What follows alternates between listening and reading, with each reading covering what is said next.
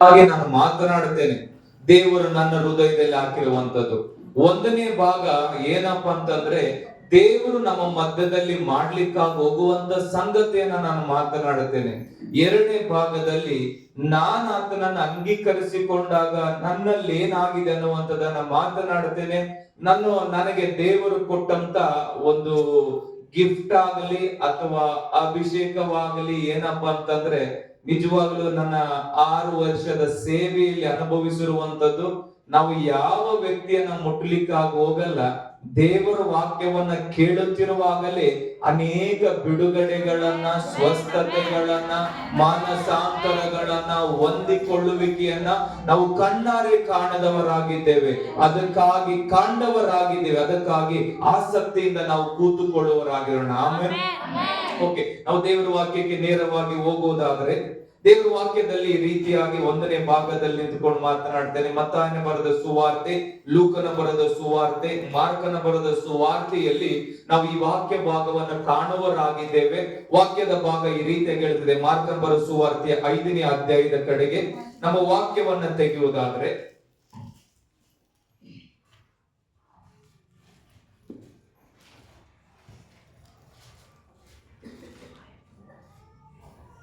ಮಾರ್ಕನ ಬರೆದ ಸುವಾರ್ತೆ 5ನೇ ಅಧ್ಯಾಯ ಅದರ ವಚನದ ಭಾಗವನ್ನ ರೀತಿಯಾಗಿ ನಾವು ಓದುವರಾಗೋಣ. 36ನೇ ವಚನದಲ್ಲಿ ಯೇಸು ಸ್ವಾಮಿ ಆಡಿರುವಂತ ಒಂದು ಮಾತನ್ನ ನಾವು ಓದುವರಾಗಿರೋಣ. ಯೇಸು ಸ್ವಾಮಿ ಅಂಜಬೇಡ ಅಲ್ಲಿಂದ ಹಿಡ್ಕೊಂಡು 36ನೇ ವಚನ, ಅಂಜಬೇಡ. ಅವ್ವಾ ಸಾಕು. ಇಲ್ಲಿ ದೇವರ ವಾಕ್ಯದಲ್ಲಿ ನಾವು ನೋಡುವರಾಗಿದ್ದೇವೆ, ಅಂಜಬೇಡ, ನಂಬಿಕೆ ಮಾತ್ರ ಇರಲಿ. ನನ್ನ ಸಂಗಡವಾಗಿಲ್ರಿ, ಅಂಜಬೇಡ. ಅಂಜಬೇಡ, ಅಂಜಬೇಡ, ನಂಬಿಕೆ ಮಾತ್ರ ಇರಲಿ. ಮತ್ತೊಂದು ಸಾರಿ ಹೇಳ್ರಿ, ಅಂಜಬೇಡ, ನಂಬಿಕೆ ಮಾತ್ರ ಇರಲಿ. ಇಲ್ಲಿ ನಾವು ಬರೆಯಲ್ಪಟ್ಟಿರುವಂತ ಈ ವಾಕ್ಯ ಅಥವಾ ಓದಲ್ಪಡುವಂತ ಈ ವಾಕ್ಯದಲ್ಲಿ ಯಾರಪ್ಪ ಇಲ್ಲಿ ಮಾತನಾಡಿರೋದು ಅಂತಂದ್ರೆ, ವಿನೋದ್ ಪಾಸ್ಟರ್ ಮಾತಾಡ್ಲಿಲ್ಲ. ಇಲ್ಲಿ ಯಾರಪ್ಪ ಮಾತಾಡಿದ್ದು ಅಂದ್ರೆ ಅರಸು ಪಾಸ್ಟರ್ ಮಾತಾಡ್ಲಿಲ್ಲ. ಇಲ್ಲಿ ಯಾರಪ್ಪ ಮಾತಾಡಿದ್ದು ಅಂತಂದ್ರೆ ಬರೆಯಲ್ಪಟ್ಟಿರುವಂತ ಮಾರ್ಕನು ಮಾತನಾಡ್ಲಿಲ್ಲ. ಬದಲಾಗಿ ಇಲ್ಲಿ ಬರೆಯಲ್ಪಟ್ಟಿರುವಂತ ವಾಕ್ಯದ ಭಾಗದಲ್ಲಿ ಅಂಜಬೇಡ, ನಂಬಿಕೆ ಮಾತ್ರ ಇರಲಿ ಅಂತ ಹೇಳಿದವರು ಸ್ವತಃ ಯೇಸು ಸ್ವಾಮಿ ಮಾತ್ರನೇ ಆಗಿದವರಾಗಿದ್ದಾವೆ. ಆಗಿರುವುದಾದ್ರೆ ದೇವರ ಮಕ್ಕಳೇ, ಇವತ್ತು ಅಂಜಬೇಡ ಅಂತ ಹೇಳಿ ಪ್ರತಿಯೊಬ್ಬ ವ್ಯಕ್ತಿಗೆ ಈ ವಾಕ್ಯ ಮಾತನಾಡುವುದಾದ್ರೆ, ವ್ಯಕ್ತಿ ಮಾತನಾಡುತ್ತಿಲ್ಲ, ಸ್ವತಃ ಯೇಸುವೆ ನಮ್ಮ ಸಂಗಡವಾಗಿ ಮಾತನಾಡುವನಾಗಿದ್ದಾನೆ. ಹಾಗಾದ್ರೆ ಅಂಜಬೇಡ ಅನ್ನುವಾಗ ಅನೇಕ ಭಯದ ವಾತಾವರಣವನ್ನ ನಾವು ಕಾಣುತ್ತೇವೆ, ಅಂಜುವಂತದನ್ನ ನಾವು ಕಾಣುತ್ತೇವೆ. ಅನೇಕರಿಗೆ ಕತ್ತಲೆ ಕಂಡ್ರೆ ಅಂಜಿಕೆ, ಹೌದಲ್ಲ? ಸಾಲ ಕಂಡ್ರೆ ಅಂಜಿಕೆ, ಮರಣ ಕಂಡ್ರೆ ಅಂಜಿಕೆ, ಹುಣ್ಣಿಮೆ ಅಮಾಸ್ಯೆಗಳನ್ನ ಕಂಡ್ರೆ ಅಂಜಿಕೆ, ವೆಜಿಟೇಬಲ್ ಗಳನ್ನ ಕಂಡ್ರೆ ಅಂಜಿಕೆ, ಮುಂಜಾನೆ ಬಂದು ಸಂಘದವರು ಮನೆ ಮುಂದೆ ನಿಂತುಕೊಂಡ್ರೆ ಅಂಜಿಕೆ, ಆಮೇಲೆ ಗಂಡ ಕುಡ್ಕೊಂಡ್ ಬಂದನಂದ್ರೆ ಅದು ಅಂಜಿಕೆ, ಹೆಂಡತಿ, ಅನೇಕ ರೀತಿಯಾದಂತ ಭಯದ ವಾತಾವರಣದಲ್ಲಿ ಮನುಷ್ಯನು ಜೀವಿಸುತ್ತಾ ಇದ್ದಾನೆ. ಎಕ್ಸಾಮ್ ಬಂತಂದ್ರೆ ಭಯ, ಸ್ಕೂಲಿಗೆ ಹೋಗ್ಬೇಕಂದ್ರೆ ಭಯ, ಟೀಚರ್ ನೋಡ್ತೀನಿ, ಅನೇಕ ಭಯಗಳನ್ನ ನಾವು ಕಾಣ್ತಿದ್ದೇವೆ. ಸೇವೆಗಳಲ್ಲಿ ಸಹ ಅನೇಕ ಭಯಗಳನ್ನ ನಾವು ಕಾಣ್ತಾ ಇದ್ದೇವೆ. ಇವತ್ತು ಭಯದಲ್ಲಿ ಇಲ್ಲದಿರುವಂತ ವ್ಯಕ್ತಿ ಯಾರು ಇಲ್ಲ. ಯಾರಾದ್ರೂ ಒಬ್ರು ಇರುವುದಾದ್ರೆ ಯೇಸು ಸ್ವಾಮಿ ಮಾತ್ರನೇ. ಈ ಭಯದಲ್ಲಿ ಇರುವಂತ ವ್ಯಕ್ತಿಗಳಿಗೆ ಯೇಸು ಸ್ವಾಮಿ ರೀತಿಯಾಗಿ ಹೇಳ್ತಾನೆ, ಅಂಜಬೇಡ, ನಂಬಿಕೆ ಮಾತ್ರ ಇರಲಿ ಅಂತೇಳಿ. ಮತ್ತೊಂದು ಸಾರಿ ಹೇಳ್ತೇನೆ, ನಮಗೆ ಹೇಳಿಕೊಳ್ಳೋಣ, ನನ್ನ ಮನವೇ ಅಂಜಬೇಡ, ನಂಬಿಕೆ ಮಾತ್ರ ಇರಲಿ. ಕೈ ಕೊಟ್ಟು ಹೇಳ್ರಿ, ಅಂಜಬೇಡ, ನಂಬಿಕೆ ಮಾತ್ರ ಇರಲಿ. ಇಲ್ಲಿ ಹಾಗಾದ್ರೆ ಇದರ ಸಾರಾಂಶ ಅಥವಾ ಇದರ ಸಂದರ್ಭ, ಇದು ಯಾಕೆ ಬಂತು, ಇಲ್ಲಿ ಯೇಸು ಸ್ವಾಮಿ ಏನಾಗಿ ಮಾತನಾಡ್ಲಿಕ್ಕಾಗಿ ಈ ಶಬ್ದವನ್ನ ಯಾಕೆ ಉಪಯೋಗ ಮಾಡಿದ್ರು ಅಂತ ಹೇಳಿ ಅತಿ ಜ್ಞಾನವಂತರು ನಾವು ಹಾಗೆ ಆಲೋಚನೆ ಮಾಡೋದು ಬೇಡ. ಯಾಕೆ ಗೊತ್ತಾ? ಎಷ್ಟೋ ಸಾರಿ ನಾವು ಓದಿದ್ದೀವಿ, ಎಷ್ಟೋ ಸಾರಿ ನಾವು ಕೇಳಿದ್ದೀವಿ, ಎಷ್ಟೋ ನಮ್ಮ ಸೇವಕರು ಸಹ ಇದನ್ನು ಪ್ರಸಂಗ ಮಾಡಿದ್ದಾರೆ. ಹೌದು, ಕೇಳಿದ್ದೇವೆ, ಓದಿದ್ದೇವೆ, ಪ್ರಸಂಗವನ್ನ ಮಾಡಿದ್ದೇವೆ, ನಾವು ಇನ್ನ ಅನೇಕರಿಗೆ ಹೇಳಿದ್ದೇವೆ. ಆದ್ರೂ ಸಹ ದೇವರ ಮಕ್ಕಳೇ, ಈ ವಾಕ್ಯದಿಂದ ಹಿಡ್ಕೊಂಡು ನೋಡ್ರಿ, ನಾನು ಡಿಗ್ರಿ ಮಾಡಿದವನು, ಅವು ಸೇವೆಗೆ ಬರೋದಕ್ಕಿಂತ ಮುಂಚೆ ಈ ಮಾರಕನ ಬರೆದ ಸುವಾರ್ತೆ ಅನ್ನುವಂಥದ್ದನ್ನ ನಾನು ಮುಗಿಸಿ ಬಿಟ್ಟಿದ್ದೀನಿ ಅಂತ ಹೇಳಿ ಮೂಲೆಗೆ ಬಿಸಾಡ್ಲಿಕ್ಕೆ ಇದು ಪಠ್ಯ ಸಾರಾಂಶ ಅಲ್ಲ. ಆಮೇಲೆ 1ನೇ ಕ್ಲಾಸ್ 10ನೇ ಕ್ಲಾಸ್ ಓದಿ ಬಂದು ನೆಕ್ಸ್ಟ್ ಅದಕ್ಕೆ ಕೂಡ ಅಂತಂದ್ರೆ ನಾವು ಕೂಡಲ್ಲ ಅಂತೀವಿ. ಯಾಕ?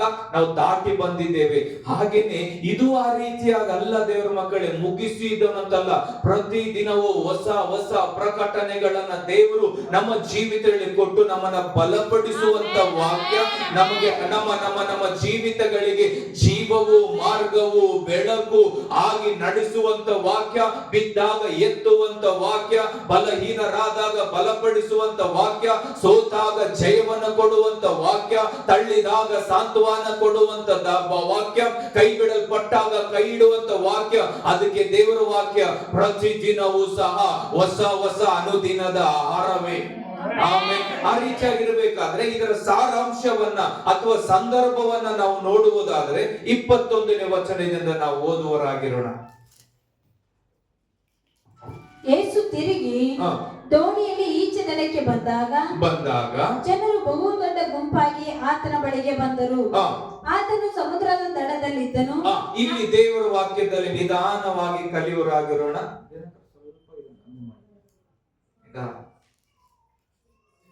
ಇಲ್ಲಿ ನಾವು ನೋಡ್ತಾ ಇದ್ದೇವೆ, ಈ ಅನೇಕರಿಗೆ ನಾವು ಕೇಳಿದವರೆಲ್ಲ ಒಂದು ಸಾರಿ ಈ ವಾಕ್ಯ ಭಾಗವನ್ನು ಕೇಳಿದವರೆಲ್ಲರೂ ಒಂದು ಸಾರಿ ಹಾಲೆಲೂಯ, ಓದಿದವರೆಲ್ಲರೂ ಒಂದು ಸಾರಿ ಹಾಲೆಲೂಯ. ಬಹಳ ಈಸಿ ಬಿಡು ಪ್ರಸಂಗ ಮಾಡಕ್ಕೆ, ಯಾಕಂದ್ರೆ ಓದಿದ್ದೀವಿ, ಕೇಳಿದ್ದೀವಿ, ಪರವಾಗಿಲ್ಲ. ಇಲ್ಲಿ ದೇವರ ವಾಕ್ಯದಲ್ಲಿ ನಾವು ನೋಡುತ್ತೇವೆ, ಯೇಸು ಸ್ವಾಮಿ ಆತನು ದೋಣಿಯಲ್ಲಿ ಈಚೆ ದಡಕ್ಕೆ ಬಂದಾಗ ಬಹು ಜನರ ದೊಡ್ಡ ಗುಂಪಾಗಿ ಆತನ ಬಳಿಗೆ ಬಂದರು. ಆತನು ಸಮುದ್ರ ದಡದಲ್ಲಿದ್ದನು. ಇಲ್ಲಿ ಪ್ರಥಮ ವಚನದ ಭಾಗದಲ್ಲಿ ನೋಡುವಾಗ ಅನೇಕ ಗುಂಪಾಗಿರುವಂತ ಸಮೂಹವನ್ನ ನಾವು ನೋಡುತ್ತೇವೆ. ಅಲ್ಲಿ ಕೌಂಟನ್ನು ಬರೆಯಲ್ಪಟ್ಟಿಲ್ಲ. ಸಾವಿರಾರು ಜನರ ಇದ್ದಾರೆ. ಅದರ ಮಧ್ಯದಲ್ಲಿ ಯೇಸು ಸ್ವಾಮಿ ಇದ್ದಾನೆ.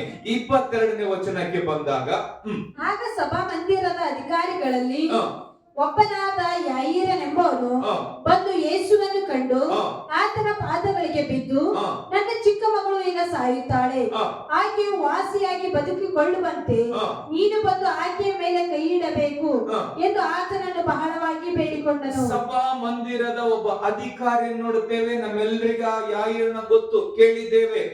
ಈ ಯಾಯೀರನು ಅನ್ನುವಂತ ವ್ಯಕ್ತಿ ಗುಂಪಾದಂತ ಜನರ ಮಧ್ಯದಲ್ಲಿ ಇರುವಂತ ಯೇಸುವಿನ ಬಳಿಗೆ ಬಂದು, ಬಹು ಜನರು ಇರುವಂತ ಯೇಸುವಿನ ಬಳಿಗೆ ಬಂದು ಅವನು ಏನನ್ನ ಅಡ್ಡ ಬಿದ್ದವನಾಗಿದ್ದು ನೋಡಿ, ಅರ್ಥ ಮಾಡಿಕೊಳ್ಳೋಣ.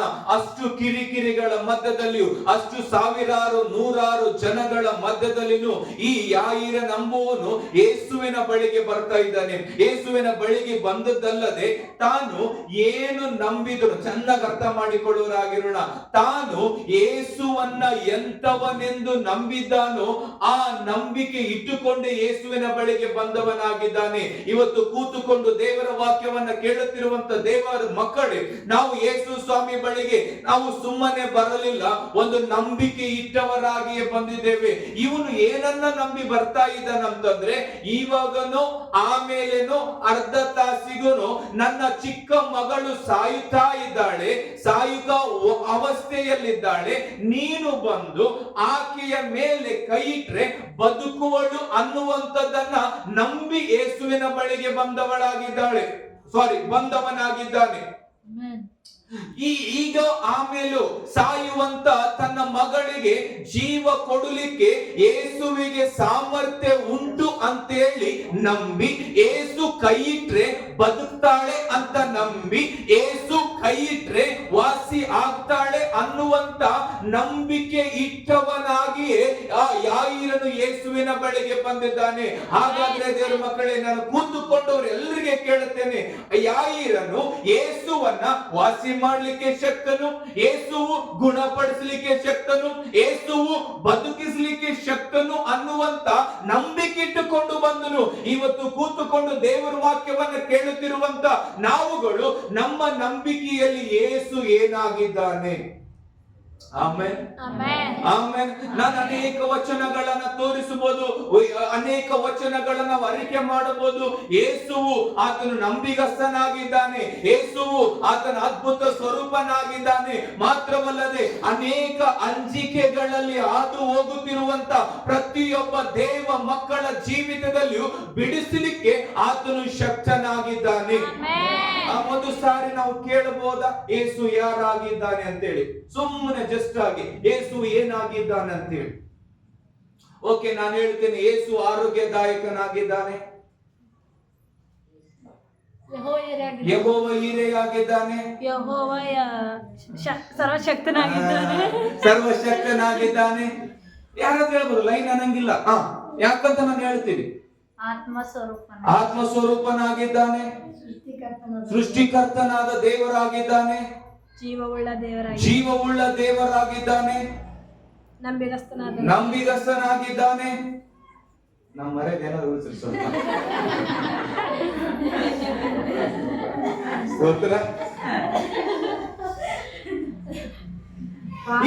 ಇನ್ನು ಸ್ವಲ್ಪ ಡೆಪ್ತ್ ಆಗಿ ನಾವು ಇಳಿಯುವರಾಗಿರೋಣ. ಯೇಸು ನನಗೆ ಏನಾಗಿದ್ದಾನೆ, ನನ್ನಿಂದಲೇ ಪ್ರಾರಂಭವಾಗಲಿ. ಯೇಸು ನನ್ನ ಜೊತೆಗಿರುವವನಾಗಿದ್ದಾನೆ, ಮತ್ತೆ ನಮ್ಮನ್ನು ನಡೆಸುವನಾಗಿದ್ದಾನೆ, ಬಲಪಡಿಸುವನಾಗಿದ್ದಾನೆ, ಸಹಾಯ ಮಾಡುವನಾಗಿದ್ದಾನೆ, ನಮ್ಮ ದೇವರಾಗಿದ್ದಾನೆ, ದೇವರಿಗೆ ಸ್ತೋತ್ರ, ನಮ್ಮನ್ನು ಕಾಯುವನಾಗಿದ್ದಾನೆ. ನಾನು ಇದನ್ನ ಯಾಕಪ್ಪ ಕೇಳಿದೆ, ಯಾಕಪ್ಪ ಹೇಳಿಸಿದ್ರೆ, ಯಾಯಿರನು ಏನು ನಂಬಿಕೆ ಇಟ್ಟುಕೊಂಡು ಬಂದಿದ್ದನೋ ಆ ನಂಬಿಕೆಯನ್ನ ಯೇಸು ಸ್ವಾಮಿಯ ಮುಂದೆ ಬಂದಾಗ ವ್ಯಕ್ತಪಡಿಸಿದನು. ಏನು, ನನ್ನ ಪರಿಸ್ಥಿತಿ, ನನ್ನ ಮಗಳು ಸಾಯುತ್ತಾ ಇದ್ದಾಳೆ, ನಾನು ನಿನ್ನನ್ನು ಏನಂತ ನಂಬಿ ಬಂದಿದ್ದೇನೆ ಅಂತಂದ್ರೆ, ನಾನು ನಿನ್ನನ್ನು ಏನಂತ ನಂಬಿ ಬಂದಿದ್ದೇನೆ, ನೀನು ನನ್ನ ಮಗಳ ಮೇಲೆ ಕೈ ಇಟ್ರೆ ಬದುಕುತ್ತಾಳೆ ಅನ್ನುವಂತ ನಂಬಿಕೆ ನನ್ನ ಮೇಲೆ ಇದೆ ಅಂತೇಳಿ ನಂಬಿ ಬಂದಿದ್ದಾಳೆ. ಅದಕ್ಕೆ ನಾನು ಕೇಳಿದೆ ನಮ್ಮೆಲ್ಲರನ್ನ, ಯೇಸು ಸ್ವಾಮಿಯನ್ನ ನಾನು ಏನಂತ ನಂಬಿ ಬಂದಿದ್ದೇನೆ, ಯೇಸು ಸ್ವಾಮಿ ನನಗೆ ಏನಾಗಿ ನಂಬಿ ಬಂದಿದ್ದೇನೆ ಅಂತೇಳಿ. ಆಮೇಲೆ ಎಷ್ಟು ಒಳ್ಳೆಯ ದೇವರು ಯೇಸು ಸ್ವಾಮಿ ಅಂತಂದ್ರೆ, ದೇವ್ರ ಮಕ್ಕಳು, ನನಗೆ ಮನುಷ್ಯರೊಳಗಡೆ ನಮ್ಮನ್ನ ಪ್ರೀತಿಸುವಂತ ವ್ಯಕ್ತಿಗಳು ಇಬ್ಬರೇ ಕಾಣ್ತಾರೆ. ಯಾರಪ್ಪ ಅಂತಂದ್ರೆ, ತಪ್ಪಾಗಿ ತಿಳ್ಕೊಳ್ಬೇಡ್ರಿ, ಒಂದನೇದಾಗಿ ನಮ್ಮನ್ನು ಪ್ರೀತಿಸುವಂತ ವ್ಯಕ್ತಿ ಯಾರಪ್ಪ ಅಂತಂದ್ರೆ ಯೇಸು ಸ್ವಾಮಿ ಆಗಿದ್ದಾರೆ. ಎರಡನೇದಾಗಿ ನಮ್ಮನ್ನು ಅತಿಯಾಗಿ ಪ್ರೀತಿಸುವಂತ ವ್ಯಕ್ತಿ, ನಾವು ಅನೇಕ ವಿಷಯಗಳಲ್ಲಿ ತಂದೆ ತಾಯಿಗಳು ಗಂಡ ಹೆಂಡತಿರಂತೀವಿ, ಅದು ಇಲ್ಲ ನನ್ನ ವಿಷಯಕ್ಕೆ. ಯಾರು ಗೊತ್ತಾ? ಸೇವಕನೇ. ಯಾಕ ಗೊತ್ತಾ? ತಂದೆ ತಾಯಿಗಳಾಗ್ಲಿ ಅಥವಾ ಗಂಡ ಹೆಂಡತಿರಾಗ್ಲಿ ಶಾರೀರಿಕವಾಗಿರುವಂತ ಅನೇಕ ವಿಷಯಗಳನ್ನ ಅವ್ರ ಹತ್ರ ಬಯಸ್ತೀವಿ. ಆದ್ರೆ ಯೇಸು ಸ್ವಾಮಿ ಆದ್ರೂ ನನಗಿದು ಕೊಡ್ಬೇಕು ನೋಡು ಎಂದು ಕೇಳಿಲ್ಲ. ಪಾಸ್ಟ್ ಆದ್ರೂ ಇದು ಕೊಡ್ಬೇಕು, ನಮ್ಮ ಆತ್ಮದ ವಿಷಯದಲ್ಲಿ ಆಸಕ್ತಿ ಇಟ್ಟವರಾಗಿದ್ದು ನಮ್ಮನ್ನ ಪ್ರೀತಿಸುವಂತ, ನನಗೆ ಕಾಣುವಂತ ಎರಡೇ ವ್ಯಕ್ತಿಗಳು, ಒಂದು ಯೇಸು ಸ್ವಾಮಿ, ಎರಡನೇದಾಗಿ ಸೇವಕ.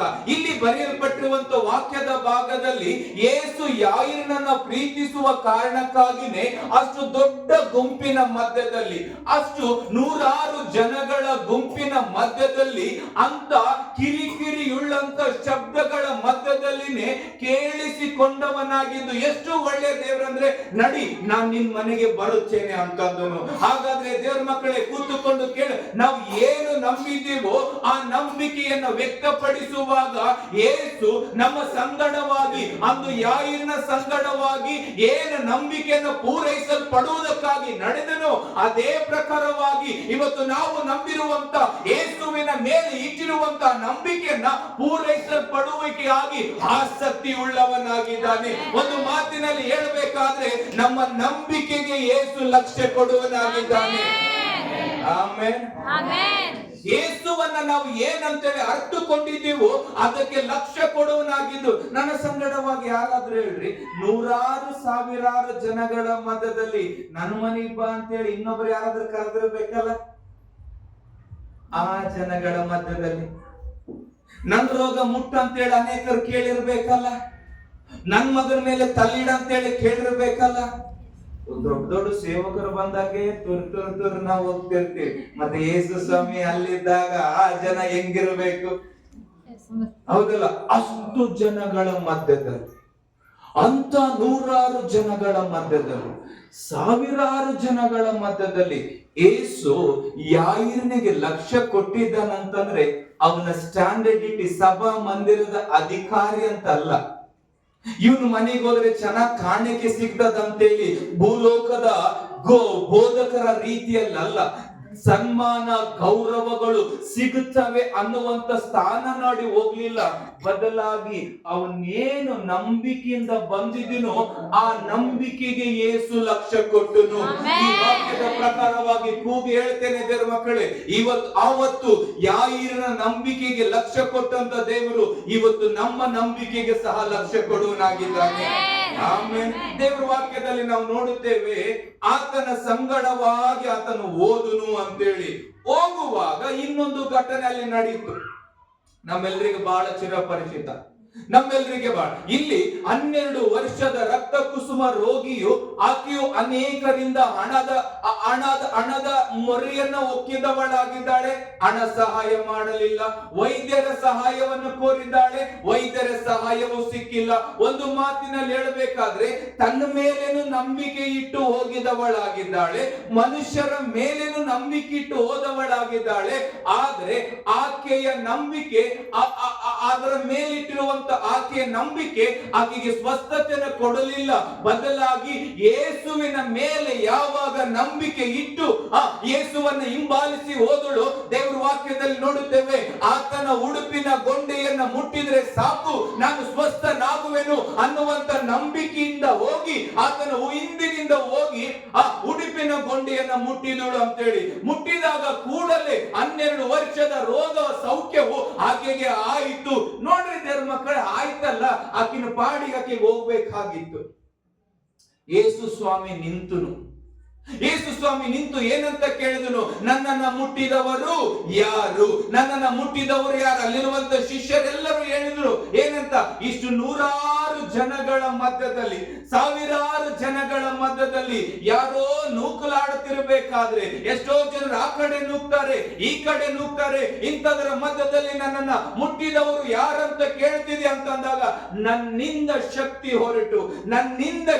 ಹೊರಟದ್ದನ್ನ ಆತನು ಗ್ರಹಿಸಿ ಒಂದು ನಂಬಬೇಕು ದೇವರ ಮಕ್ಕಳೇ, ಆತನ ಮಾತಿನಲ್ಲಿಯೂ ಶಕ್ತಿ ಇದೆ, ಆತನ ಉಡುಪಿನಲ್ಲಿಯೂ ಶಕ್ತಿ ಇದೆ, ಆತನಿಂದ ಅರಿಯುವಂತ ನಂಬಿಕೆ. ಒಂದು ಸ್ವಲ್ಪ ನಾವು ಅರ್ಥ ಮಾಡಿಕೊಂಡ ಗೊತ್ತಿದೆ ಅನ್ನೋದ್ರಲ್ಲಿ ಹೋಗೋದು ಬೇಡ, ನಾನು ಕೇಳಿದ್ದೀನಲ್ಲ ಅಂತ ಹೋಗೋದು ಬೇಡ.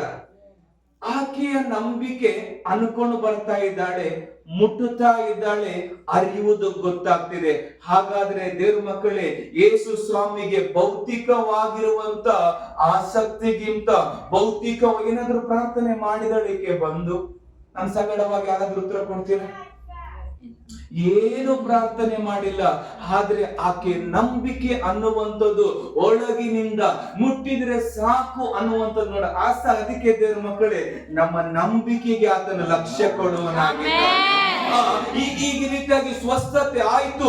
ಆದ್ರೆ ಯೇಸು ಸ್ವಾಮಿ ಅಲ್ಲಿ ನಿಂತಾಗ ದೇವರ ವಾಕ್ಯದಲ್ಲಿ ನಾವು ನೋಡುತ್ತೇವೆ, ಆಕೆಯು ನಾನು ಯೇಸುವಿಗೆ ಮರೆಯಾಗಿಲ್ಲ ಅಂತೇಳಿ ಮುಂದೆ ಬಂದು ತಾನು ಹೊಂದಿಕೊಂಡಿರುವಂತದನ್ನ ಹೇಳಿಲಿಕ್ಕಾಗಿ ಹೋದಳು. ಹೇಳಿಲಿಕ್ಕಾಗಿ ಹೋದಾಗ ಯಾಕಪ್ಪ ಹೇಳಿರಬೇಕು ಅಂತ ಆಲೋಚನೆ ಬರುವುದಾದ್ರೆ, ಹಿಂದೆ ಹಿಂಬಾಲಿಸಿಕೊಂಡು ಬರುತ್ತಿರುವಂತ ಯಾಯಿರನ ನಂಬಿಕೆಯನ್ನ ಮತ್ತಷ್ಟು ಬಲಪಡಿಸುವುದಕ್ಕಾಗಿ, ಮತ್ತಷ್ಟು ಗಟ್ಟಿ ಮಾಡುವುದಕ್ಕಾಗಿ, ಏನನ್ನ ನಂಬಿದ್ದಾನೋ ಆ ನಂಬಿ ಬಂದಂತವರ ಜೀವಿತಗಳಲ್ಲಿ ಯೇಸು ಸ್ವಾಮಿ ಏನನ್ನ ಮಾಡ್ಲಿಕ್ಕೆ ಶಕ್ತನು? ನೀನಾದರೂ ನನ್ನ ಮಗಳು ಬದುಕೊಳ್ಳು ಅನ್ನುವಂತ ನಂಬಿಕೆ ಬಂದು ಬೇಡಿಕೊಂಡಿ. ಆದ್ರೆ ಈಕೆಯಾದರೂ ತಾನು ಅಂದುಕೊಂಡು ಬಂದಿರುವಂತದನ್ನ ಹೊಂದಿಕೊಳ್ಳುವಾಗ ದೇವರ ಮಕ್ಕಳೇ ಆಶ್ಚರ್ಯ ಪಡಬೇಡ್ರಿ. ಪಕ್ಕದಾಗಿರೋರಿಗೆ ಅದ್ಭುತ ಆಯಿತು, ಅಯ್ಯೋ ಅವರು ಸೌಖ್ಯ ಹೊಂದಿದ್ರು, ಅವ್ರ ಜೀವಿತದಲ್ಲಿ ಈ ರೀತಿ ಆಗಿತ್ತು, ನಂದು ಏನು ಅಂತೇಳಿ ಯೋಚನೆ ಮಾಡಬೇಡ್ರಿ. ಒಂದು ದಿನ ಬರುತ್ತೆ. ಆಮೇಲೆ ಕಾಲ ನಿನ್ನ ನಂಬಿಕೆ ಅನ್ನುವಂಥದ್ದು, ಆ ನಂಬಿಕೆಯ ಪಯಣದಲ್ಲಿ ನೀವು ಹಾದು ಅವರವರ ಸಮಯದಲ್ಲಿ ಬಂದಾಗ ಅವರು ಹೊಂದಿಕೊಂಡು ನೀನು ನಿರಾಶನಾಗಬೇಡ. ಏನನ್ನ ಯೇಸುವನ್ನ ಹಿಂಬಾಲಿಸಲಿಕ್ಕಾಗಿ ಯಾವ ನಂಬಿಕೆಯೊಡನೆ ಬಂದಿದೆಯೋ ಆ ನಂಬಿಕೆಯನ್ನು ಯೇಸು ಘನಪಡಿಸುವನಾಗಿದ್ದಾನೆ. ಆಮೆನ್. ಅಲ್ಲಿ ಸಂಭಾಷಣೆ ಮಾಡುತ್ತಾ ಇರುವಾಗಲೇ 35ನೇ ವಚನ ನಾವು ಓದುವರಾಗಿರೋಣ. ಆತನು ಇನ್ನು ಮಾತಾಡುತ್ತಿರುವಲ್ಲಿ ಇನ್ನು ಮಾತನಾಡ್ತಾ ಇರುವಾಗಲೇ ಸಭಾಮಂದಿರದ ಅಧಿಕಾರಿಯ ಕಡೆಯವರು ಬಂದು ನಿನ್ನ ಮಗಳು ತೀರಿ ಹೋದಳು, ಇನ್ನೇಕೆ ಗುರುವಿಗೆ ತೊಂದರೆ ಕೊಡುವುದು ಅಂದರು. ಎಲ್ಲರ ಕಡೆ ಕೇಳಿಸಿಕೊಳ್ಳ್ರಿ. ನಾನು ಯೇಸುವಿನ ಮೇಲೆ ನಂಬಿಕೆ ಇಡುವುದಕ್ಕೆ ಯೇಸು ಶಕ್ತನಾ? ನನ್ನ ಜೊತೆ ಮಾತನಾಡಬೇಕು. ನಾನು ಯೇಸುವಿನ ಮೇಲೆ ನಂಬಿಕೆ ಇಡುವುದಕ್ಕೆ ಯೇಸು ಶಕ್ತನಾ? ಒಪ್ಪುವುದಾದ್ರೆ ಒಂದು ಆಮೆನ್. ಅದು ಯಾವುದೇ ಆಗಿರಲಿ, ಯೇಸುವನ್ನ ಹಿಂಬಾಲಿಸುವುದಕ್ಕಾಗಿ ಈ ನಂಬಿಕೆ ಪಯಣದ ಓಟದಲ್ಲಿ ಓಡಬೇಕಾದ್ರೆ, ಅದಕ್ಕೆ ನಾನು ಆವಾಗಲೇ ಕೇಳಿದೆ, ಯೇಸು ನನಗೆ ಏನಾಗಿದ್ದಾನೆ, ಯೇಸು ನನ್ನ ನಂಬಿಕೆಗೆ ಏನಾಗಿದ್ದಾನೆ, ಯೇಸುವನ ಬಳಿಗೆ ನಾನು ಯಾತಕ್ಕಾಗಿ ಬಂದೆನು? ಯಾಯಿರನು ತನ್ನ ಮಗಳ ಸೌಖ್ಯಕ್ಕಾಗಿ ಬಂದನು, ಇವತ್ತು ನಾನು ಏನಕ್ಕಾಗಿ ಯೇಸುವನ್ನ ಹಿಂಬಾಲಿಸುತ್ತಾ ಇದ್ದೇನೆ? ಯೇಸುವಿನ ಮೇಲೆ ನಂಬಿಕೆ ಇಡಲಿಕ್ಕೆ ಯೇಸು ಯೋಗ್ಯನಾಗಿದ್ದಾನೆ. ಪೋಷಿಸಲಿಕ್ಕೆ, ನಡೆಸಲಿಕ್ಕೆ, ಮಾರ್ಗ ಮಾಡಲಿಕ್ಕೆ ಅನೇಕ ವಿಷಯಗಳಿಗೆ ಯೇಸು ಆತನು ಉತ್ತಮನಾಗಿದ್ದಾನೆ. ಈ ನಂಬಿಕೆ ಪಯಣದಲ್ಲಿ ಯಾಯಿರನು ಹೋಗುತ್ತಾ ಇದ್ದಾನೆ ತನ್ನ ಅದ್ಭುತವನ್ನ ಕಾಣಲಿಕ್ಕೆ. ಏನು ನಂಬಿಕೆಯನ್ನ ಇಟ್ಟುಕೊಂಡು ಯೇಸುವಿನ ಬಳಿಗೆ ಬಂದಿದ್ದಾನೋ ಆ ನಂಬಿಕೆ ಕಡೆಗೆ ಹೋಗುತ್ತಾ ಇರಬೇಕಾದ್ರೆ ಯೇಸು ದೃಢಪಡಿಸುತ್ತಾ ಇದ್ದಾನೆ, ಯೇಸು ಸೌಖ್ಯ ಕೊಡುತ್ತಾ ಇದ್ದಾನೆ ದಾರಿಯ ಮಧ್ಯದಲ್ಲಿ. ಆದ್ರೆ ಈ ಒಂದು ಘಟನೆಯನ್ನು ನಾವಲ್ಲಿ ನೋಡುವರಾಗಿದ್ದೇವೆ. ಸಭಾ ಮಂದಿರದ ಕಡೆಯವರು ಬಂದ್ರು.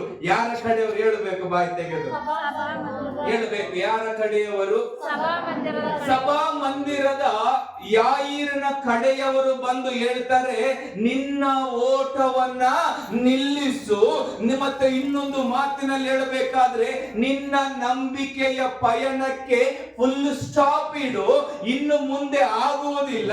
ಯಾಕಂದ್ರೆ ನೀನು ಏನು ನಂಬಿ ಬಂದಿದೆಯೋ, ಏನನ್ನ ಆಗಬೇಕಂತೇಳಿ ಯೇಸುವಿನ ಬಳಿಗೆ ಬಂದಿದೆಯೋ ಅದು ಆಗುವುದಿಲ್ಲ. ಯಾಕಂದ್ರೆ ನಿನ್ನ ಮಗಳು ತೀರಿ ಹೋದಳು. ಇವತ್ತು ದೇವರ ಮಕ್ಕಳೇ, ಯಾರ ಕಡೆಯವರು ಇವರು? ಸಭಾ ಮಂದಿರದ ಯಾಯಿರನ ಕಡೆಯವರು. ಏನು ಹೇಳ್ತಾ ಇದ್ದಾರೆ? ಆಗಲ್ಲ ಅಂತ ಇದ್ದಾರೆ. ಆದ್ರೆ ಏನನ್ನ ಆಗುತ್ತದೆ ಅಂತ ಹೇಳಿ ಬಂದಿದ್ದಾನೆ. ನನ್ನ ಮಗಳು ನೀನು ಕೈ ಇಟ್ರೆ ಬದುಕುವಳು ಅನ್ನುವಂತ ನಂಬಿಕೆಯಿಂದ ಬಂದವನಾಗಿದ್ದಾನೆ.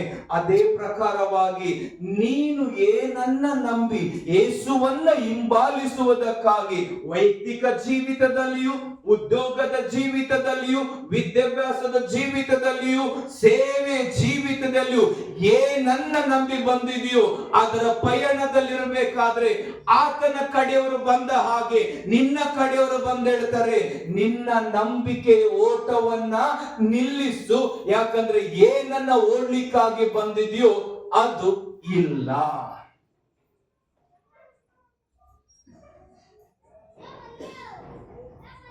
ಒಂದು ಮಾತಿನಲ್ಲಿ ಹೇಳಬೇಕಾದ್ರೆ, ನೀನ್ ಏನು ನಂಬಿ ಬಂದಿದೆಯೋ ಅದನ್ನ ಮುಂದುವರಿಸಬೇಡ. ಯಾಕಂತಂದ್ರೆ ಮುಗೀತು.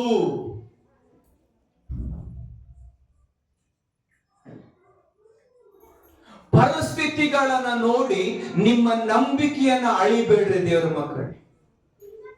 ಸ್ಥಿತಿಗತಿಗಳನ್ನ ನೋಡಿ ಇನ್ನೊಂದು ಶಬ್ದ ರೂಪವಾಗಿ ಹೇಳಬೇಕಾದ್ರೆ, ಈ ಯಾಯಿರನ ಕಡೆಯವರು ಯಾಯಿರನ ನಂಬಿಕೆ ಗೊತ್ತಿಲ್ಲ. ಯಾಯಿರನ ಕಡೆಯವರಿಗೆ ಯಾಯಿರನ ನಂಬಿಕೆ ಗೊತ್ತಿಲ್ಲ. ಯಾಯಿರನು ಏನಂತ ನಂಬಿದ್ದಾನೆ, ಈತನು ಬದುಕಲಿಕ್ಕೆ ಶಕ್ತನು. ಆದ್ರೆ ಆತನ ಕಡೆಯವರಿಗೆ ಗೊತ್ತಿಲ್ಲ ಯೇಸುವಿನ ಸಾಮರ್ಥ್ಯ. ಇವತ್ತು ನಾನು ಹೇಳ್ತೇನೆ, ನಿನ್ನ ಸಾಮರ್ಥ್ಯ, ನಿನ್ನ ನಂಬಿಕೆ ಪಕ್ಕದಾಗಿರೋವರಿಗೂ ಗೊತ್ತಿಲ್ಲ. ಅದಕ್ಕೆ ಇವರಲ್ಲ ಪಕ್ಕದವರು, ಅಪನಂಬಿಕೆ ಉಳ್ಳವರು, ವಿಶ್ವಾಸವಿಲ್ಲದವರು, ನಂಬಿಕೆ ಇಲ್ಲದವರು ಹೇಳುವಂಥದ್ದು. ಒಂದು ಸ್ವಲ್ಪ ನೀಟಾಗಿ ವಾಕ್ಯವನ್ನು ಹೇಳೋಣ. ಇವರು ಆಡಿದ ಮಾತು ಸತ್ಯ ಅಥವಾ ಸುಳ್ಳ ಮಾತಾಡಬೇಕು. ಅದಕ್ಕೆ ನೆಟ್ ಮಾಡಂತ ಹೇಳಿ ಹೇಳ್ಬೇಕು, ಸತ್ಯನ ಸುಳ್ಳ.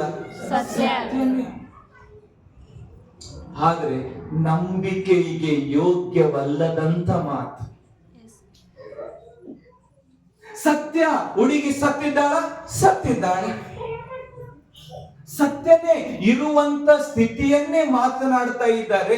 ಆದ್ರೆ ಏನಂತಂದ್ರೆ ಯೋಗ್ಯವಾದಂತ ಮಾತಲ್ಲ. ಇವತ್ತು ಪರಿಸ್ಥಿತಿಗಳ ಮಧ್ಯದಲ್ಲಿ ಸಹ ನಮ್ಮ ಜೀವಿತಗಳಲ್ಲಿ, ನಾನು ಈಗಾಗಲೇ 4-5 ಮಂಡಲಗಳಲ್ಲಿ ನಮ್ಮ ಸಂಗಡವಾಗಿ ಹಂಗೆ ಹೇಳ್ತಾರೆ, ದೇವರಿದ್ರೆ ನಮ್ಮ ಜೀವಿತ ಯಾಕೆ ಹೀಗೆ, ದೇವರಿದ್ದಾನ ಹಿಂಗ್ಯಾಕೆ ಆಗ್ಬೇಕಾಗಿತ್ತು, ದೇವರಿದ್ದಾನ ಏನೇನೋ ಆಗ್ಬೇಕಾಗಿತ್ತು, ದೇವರಿದ್ದರಲ್ಲಿ ಇಂಥ ಯಾವ ಪರಿಸ್ಥಿತಿ. ಒಂದು ಸಾರಿ ನಿಮ್ಮ ನಂಬಿಕೆ ಜೀವಿತದಲ್ಲಿ ಅನೇಕ ಅರಿಕೆ ಮಾಡಿದವರು ಇದರ ಮಧ್ಯದಲ್ಲಿ ನಾವು ಎಷ್ಟೋ ಜನ ಇದ್ದೇವೆ. ಅರಿಕೆ ಮಾಡಿ ನಂಬಿಕೆಯನ್ನು ವ್ಯಕ್ತಪಡಿಸಿದವರು ಎಷ್ಟೋ ಜನ ಇದ್ದಾರೆ. ಹೇಳ್ತಾರೆ, ಆದ್ರೆ ಪರಿಸ್ಥಿತಿಗಳು ಬಂದಾಗ ನಿನ್ನ ಗಂಡ ಬದಲಾಗುವುದಿಲ್ಲ, ನಿನ್ನ ತಂದೆ ಬದಲಾಗುವುದಿಲ್ಲ, ನಿನ್ನ ಸೇವೆ ಆಗುವುದಿಲ್ಲ. ಯಾರು ಹೇಳುವಂತ ಮಾತು ಇದು? ನಂಬಿಕೆ ಇಲ್ಲದವರು ಹೇಳುವಂತ ಮಾತು. ಇರುವಂತ ಸ್ಥಿತಿ ಹೇಳ್ತಾರೆ, ಆದ್ರೆ ಒಂದು, ನನ್ನ ನಂಬಿಕೆ ಇಲ್ಲದಿರುವುದನ್ನ ಇದ್ದ ಹಾಗೆ ಕರೆಯುವವನು ಅಂತೇಳಿ ನಾನು ಯೇಸುವನ್ನ ನಂಬಿದವನಾಗಿದ್ದೇನೆ. ಸತ್ತವರಿಗೆ ಜೀವ ಕೊಡಲಿಕ್ಕೆ ಯೇಸುವಿಗೆ ಸಾಮರ್ಥ್ಯ ಇದೆ ಅಂತ ನಂಬುವರಾಗಿದ್ದಾನೆ. ಲೋಕ ಏನ್ ಹೇಳ್ತದೆ ಅದು ಅಸಾಧ್ಯ, ಆದ್ರೆ ನನ್ನ ದೇವರಾದರೂ ಸಾಧ್ಯ ಅನ್ನುವಂಥದ್ದನ್ನ ನಾವು ನಂಬಿದವರಾಗಿದ್ದೇವೆ. ಆಮೇಲೆ ಒಂದು ಸಾರಿ ಕೂಗೇಳ್ರಿ, ನನ್ನ ನಂಬಿಕೆಗೆ ಜೀವ ಇದೆ. ನನ್ನ ನಂಬಿಕೆಗೆ ಜೀವ ಇದೆ. ಯಾಕಪ್ಪ ಜೀವ ಅಂದ್ರೆ, ನಾನು ನಂಬಿರುವಂತ ಯೇಸುವು ಈತನೇ. ಅಣ್ಣವರು ಹೇಳಿದ್ರು, ಬಾಲ ಯೇಸು ಅಲ್ಲ, ಶಿಲುಬೆಗೆ ಹಾಕಿಸಲ್ಪಟ್ಟಂತ ಯೇಸು ಅಲ್ಲ, ಹೂಣಲ್ಪಟ್ಟಂತ ಯೇಸು ಅಲ್ಲ. ಆದ್ರೆ ನಾನು ನಂಬಿರುವಂತ ದೇವರು ಜೀವವುಳ್ಳಂತ ದೇವರು. ಆತನ ಮೇಲೆ ನಂಬಿಕೆ ಇಟ್ಟಿರಬೇಕಾದ್ರೆ ನನ್ನ ನಂಬಿಕೆ ಸಹ ಜೀವವುಳ್ಳಂತ ನಂಬಿಕೆ. ಆಮೆನ್. ಆದ್ರೆ ಪರಿಸ್ಥಿತಿಗಳು ದೇವರ ಮಕ್ಕಳೇ ಇದ್ದ ಹಾಗಿರಬಹುದು, ಆದ್ರೆ ನನ್ನ ನಂಬಿಕೆ ಅನ್ನುವಂಥದ್ದು ಚಲಿಸುವಂತದ್ದಾಗಿದೆ. ಆಮೇಲೆ ಮುಂದಿನ ವಚನದ ಭಾಗ ನಾವು ನೋಡುತ್ತೇವೆ. ಅವರು ಆಡಿದ ಮಾತನ್ನು ಯೇಸು ಲಕ್ಷ್ಯ ಮಾಡದೆ ಸಭಾಮಂದಿರದ ಪೆನ್ನು, ಪುಸ್ತಕ ಅಥವಾ ಪೆನ್ಸಿಲ್ ಇರುವುದಾದ್ರೆ ಅದೊಂದು ಲೈನ್ ಅನ್ನ ಅಂಡರ್ಲೈನ್ ಮಾಡಿಕೊಳ್ಳೋಣ. ಅವರು ಆಡಿದ ಮಾತನ್ನು ಯೇಸು ಲಕ್ಷ್ಯ ಮಾಡದೆ. ಅವರು ಆಡಿದ ಮಾತನ್ನು ಯೇಸು ಲಕ್ಷ್ಯ ಮಾಡದೆ. ಎಲ್ಲ ನನ್ನ ಕಡೆ ನೋಡಿ, ಅದ್ರ ನೆನ್ಪಿಟ್ಕೊಳ್ರಿ, ಇದ್ದವ್ರು ಅಂಡರ್ಲೈನ್ ಮಾಡಿ. ಪ್ರಾರಂಭದಲ್ಲಿ ಯಾಯಿರನು ಗುಂಪಾದಂತ ಜನಗಳ ಮಧ್ಯದಲ್ಲಿ ಬಂದು ನಂಬಿಕೆಯನ್ನು ವ್ಯಕ್ತಪಡಿಸಬೇಕಾದ್ರೆ ಯೇಸು ಲಕ್ಷ್ಯ ಮಾಡಿದನು. ಲಕ್ಷ್ಯ ಮಾಡಿದ ಕಾರಣಕ್ಕಾಗಿನೇ ನಾನ್ ನಿನ್ ಮನೆಗೆ ಬರ್ತೇನೆ ಅಂತ ಅಂದನು. ಆಮೆನ್. ಪರಿಸ್ಥಿತಿ ಎಂತದೇ ಇರ್ಲಿ, ಆದ್ರೆ ಇಲ್ಲಿ ಬಂದು ಈ 36ನೇ ವಚನಕ್ಕೆ ಬಂದಾಗ ಇಲ್ಲಿ ಒಂದು ಸಂಗತಿಯನ್ನ ಯೇಸು ಲಕ್ಷ್ಯ ಮಾಡ್ತಾನೆ ಇಲ್ಲ. ಲೋಕದಲ್ಲಿ ಅದನ್ನು ಕಂಡ್ರೆ ಭಯ, ಆದ್ರೆ ಯೇಸುವಿಗೆ ಭಯ ಇಲ್ಲ. ಭಯ ಬೀಳಿಸುವಂತ ಸಂಗತಿಗಳು ಹೇಳಿದ್ರು ಸಹ ಯೇಸು ಅಲ್ಲಿ ಹೇಳ್ತಾ ಇದ್ದಾನೆ, ಅವರು ಆಡಿದಂತ ಮಾತಿಗೆ ಯೇಸು ಲಕ್ಷ್ಯ ಕೊಡಲಿಲ್ಲ ಅಂತೇಳಿ. ಇವತ್ತು ದೇವರ ಮಕ್ಕಳೇ, ನಂಬಿಕೆ ಓಡ್ತಾ ಇದ್ದೀರಿ, ದೇವರಿಗೆ ಸ್ತೋತ್ರ. ನಂಬಿಕೆ ಪಯಣ ಮಾಡ್ತಾ ಇದ್ದೀರಿ, ದೇವರಿಗೆ ಸ್ತೋತ್ರ. ಬರುತ್ತಿರುವಂತ ವ್ಯಕ್ತಿಗಳು ಆಡುತ್ತಿರುವಂತ ಮಾತುಗಳು ನಿನ್ನ ನಂಬಿಕೆಗೆ ಮುನ್ನುಗ್ಗುವಂತ ಮಾತಾಗಿದೆಯೋ ಅಥವಾ ಅಪನಂಬಿಕೆಯ ಮಾತಾಗಿದೆಯೋ? ಇವಾಗ ಕೇಳುತ್ತಿರುವ ಆಡುತ್ತಿರುವಂತ ಶಬ್ದಗಳು ನನ್ನ ನಂಬಿಕೆಯನ್ನ ಕಟ್ಟುವಂತವುಗಳಾಗಿಯೋ, ನನ್ನ ನಂಬಿಕೆಯನ್ನ ಬೀಳಿಸುವಂತವುಗಳಾಗಿಯೋ, ನಾನು ಯಾವ ಮಾತಿಗೆ ಲಕ್ಷ್ಯ ಕೊಡುವನಾಗಿದ್ದೇನೆ? ಯೇಸುವಿನ ಮೇಲೆ ಇಟ್ಟಿರುವಂತ ಮಾತಿಗೆ ನಾನು ಲಕ್ಷ್ಯ ಕೊಡುವನಾಗಿದ್ದೇನಾ, ಅಥವಾ ಲೋಕದವರು ಆಡುತ್ತಿರುವಂತ ಮಾತುಗಳಿಗೆ ಲಕ್ಷ್ಯ ಕೊಡುವನಾಗಿದ್ದೇನೆ? ಒಂದು ವೇಳೆ ಲೋಕದವರು ಆಡುವಂತ ಮಾತಿಗೆ ಲಕ್ಷ್ಯ ಕೊಡುವುದಾದ್ರೆ ನಾವು ನಂಬಿಕೆಯಲ್ಲಿ ಬಲಹೀನರಾಗಲಿಕ್ಕೆ ಸಾಧ್ಯ. ಇವತ್ತು ನಾನು ಹೇಳ್ತೇನೆ ದೇವರ ಮಕ್ಕಳೇ, ನಿನ್ನ ನಂಬಿಕೆಗೆ ಜೀವ ಇದೆ. ಆಮೇನ್. ಆ ನಂಬಿಕೆ ಪಯಣದಲ್ಲಿ ಅನೇಕರು ಆಗಲ್ಲ, ಅನೇಕರು ಸತ್ತೋಯ್ತು, ಅನೇಕರು ಮುಗೀತು ಅನ್ನುವಂತ ಅಪನಂಬಿಕೆ ಉಳ್ಳಂತ ಜನಗಳ ಮಧ್ಯದಲ್ಲಿ ನೀನು ನಾನು ಕೂಗಿ ಹೇಳ್ಬೇಕಾಗಿದೆ, ನಾನು ನಂಬಿರುವಂತ ದೇವರು ಜೀವ ಉಳ್ಳಂತ ದೇವರಾಗಿದ್ದಾನೆ. ಲೋಕ ಹೇಳ್ತದೆ ಸೋಲು, ಆದ್ರೆ ಕೂಗಿ ಹೇಳ್ಬೇಕು, ಯೆಹೋವ ನಿಸ್ಸಿ ನನ್ನ ನಂಬಿಕೆ.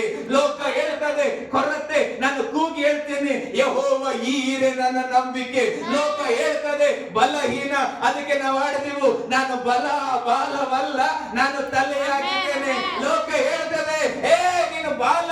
ಯಾರು? ಅಪನಂಬಿಕೆ ಉಳ್ಳವರ ಮಾತು. ಲೋಕ ಹೇಳ್ತದೆ ನೀನು ಕೆಳಗಿನವನು, ಆದ್ರೆ ನನ್ನ ನಂಬಿಕೆಯಾದರೂ ಲೋಕದವರ ರೀತಿ ಅಲ್ಲ. ನನ್ನ ನಂಬಿಕೆ, ನಾನು ಯಾವಾಗಲೂ ಜೀವ ಉಳ್ಳಂತ ದೇವರ ಮೇಲೆ ಇಟ್ಟಿರುವಂತ ನನ್ನ ನಂಬಿಕೆ ಮೇಲಿದಾಗಿದೆ. Amen, amen. ಅದಕ್ಕೆ ಲೋಕ ಹೇಳುವಂತ ಎಲ್ಲ ಮಾತುಗಳಿಗೂ, ಲೋಕ ಅಪನಂಬಿಕೆ ಉಳ್ಳವರು ಹೇಳುವಂತ ಎಲ್ಲ ಮಾತಿಗೂ ನಾನು ವಿಧೇಯನಾಗುವನಲ್ಲ. ಯಾಕಂದ್ರೆ ನನ್ನ ನಂಬಿಕೆ ಬೇರೆ. ಯಾರಾದ್ರೂ ಕೂಗಿ ಹೇಳ್ರಿ, ನಾನೇ ಬೇರೆ. ಎಷ್ಟು ಡೈಲಾಗ್ ಹೊಡಿತಾ ಇಲ್ಲ ಹೇಳ್ರಿ, ನಾನೇ ಬೇರೆ. ಕಾಪಿ ಮಾಡ್ತಾ ಇಲ್ಲ ಹೇಳ್ರಿ, ನಾನೇ ಬೇರೆ.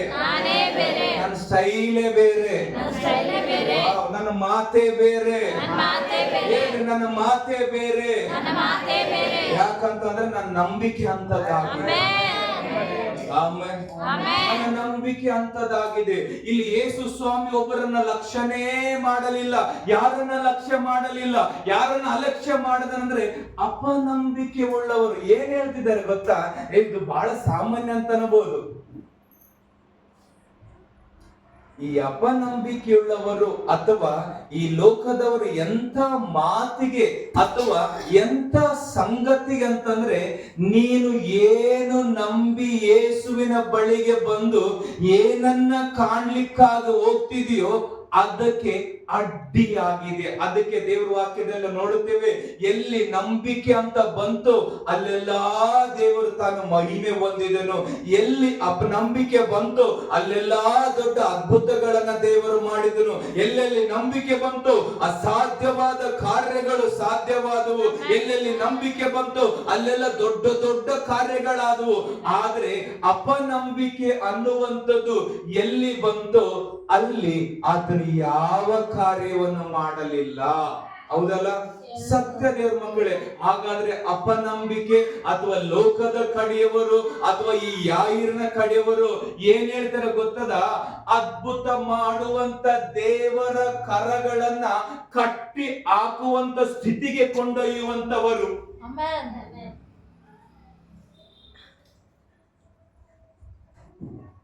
ನಂಬಿಕೆಯೋ ಆತನು ನಮ್ಮ ಮೇಲೆ ಕರಗಳನ್ನು ಚಾಚಿ ನಮ್ಮ ಪ್ರಾರ್ಥನೆಗೆ ಉತ್ತರಗಳನ್ನ ತರುವಂತ ಸ್ಥಿತಿಯು ಅದು ನಂಬಿಕೆ ಆಗಿದೆ. ಆದ್ರೆ ಅಪನಂಬಿಕೆಯು ದೇವರ ಕರಗಳು ಬರುವುದಾದ್ರೆ, ದೇವರೇ ನಿನ್ನ ಕರಗಳು ಬೇಡ ಅಂತೇಳಿ ದೇವರ ಕರಗಳನ್ನ ಕಟ್ಟಿ ಹಾಕುವಂತ ಸ್ಥಿತಿಗೆ ಅಪನಂಬಿಕೆ ಆಗಿದೆ. ಆದ್ರೆ ನಾವಾದರೂ ಅರ್ಧಂಬರ್ಧ ನಂಬಿಕೆ ಉಳ್ಳವರಾಗಿ ಯೇಸುವಿನ ಬಳಿಗೆ ಬರಲಿಲ್ಲ. ಯೇಸು ಇದನ್ನ ಮಾಡ್ಲಿಕ್ಕೆ ಶಕ್ತನು, ಯೇಸು ಇದನ್ನ ಆತನಿಂದ ಸಾಧ್ಯ ಅನ್ನುವಂಥದ್ದನ್ನ ನಾವು ನಂಬಿ ಬಂದಿರಬೇಕಾದ್ರೆ ಪರಿಸ್ಥಿತಿಗಳಿಗೆ ವಿರೋಧವಾಗಿ ಜೀವಿಸುತ್ತೇವೆ. ಯಾಕಂತಂದ್ರೆ ನಮ್ಮ ನಂಬಿಕೆ ಜೀವವುಳ್ಳ ನಂಬಿಕೆ. Amen, amen. ಆಗ ಹೇಳ್ತಾನೆ ಯೇಸು,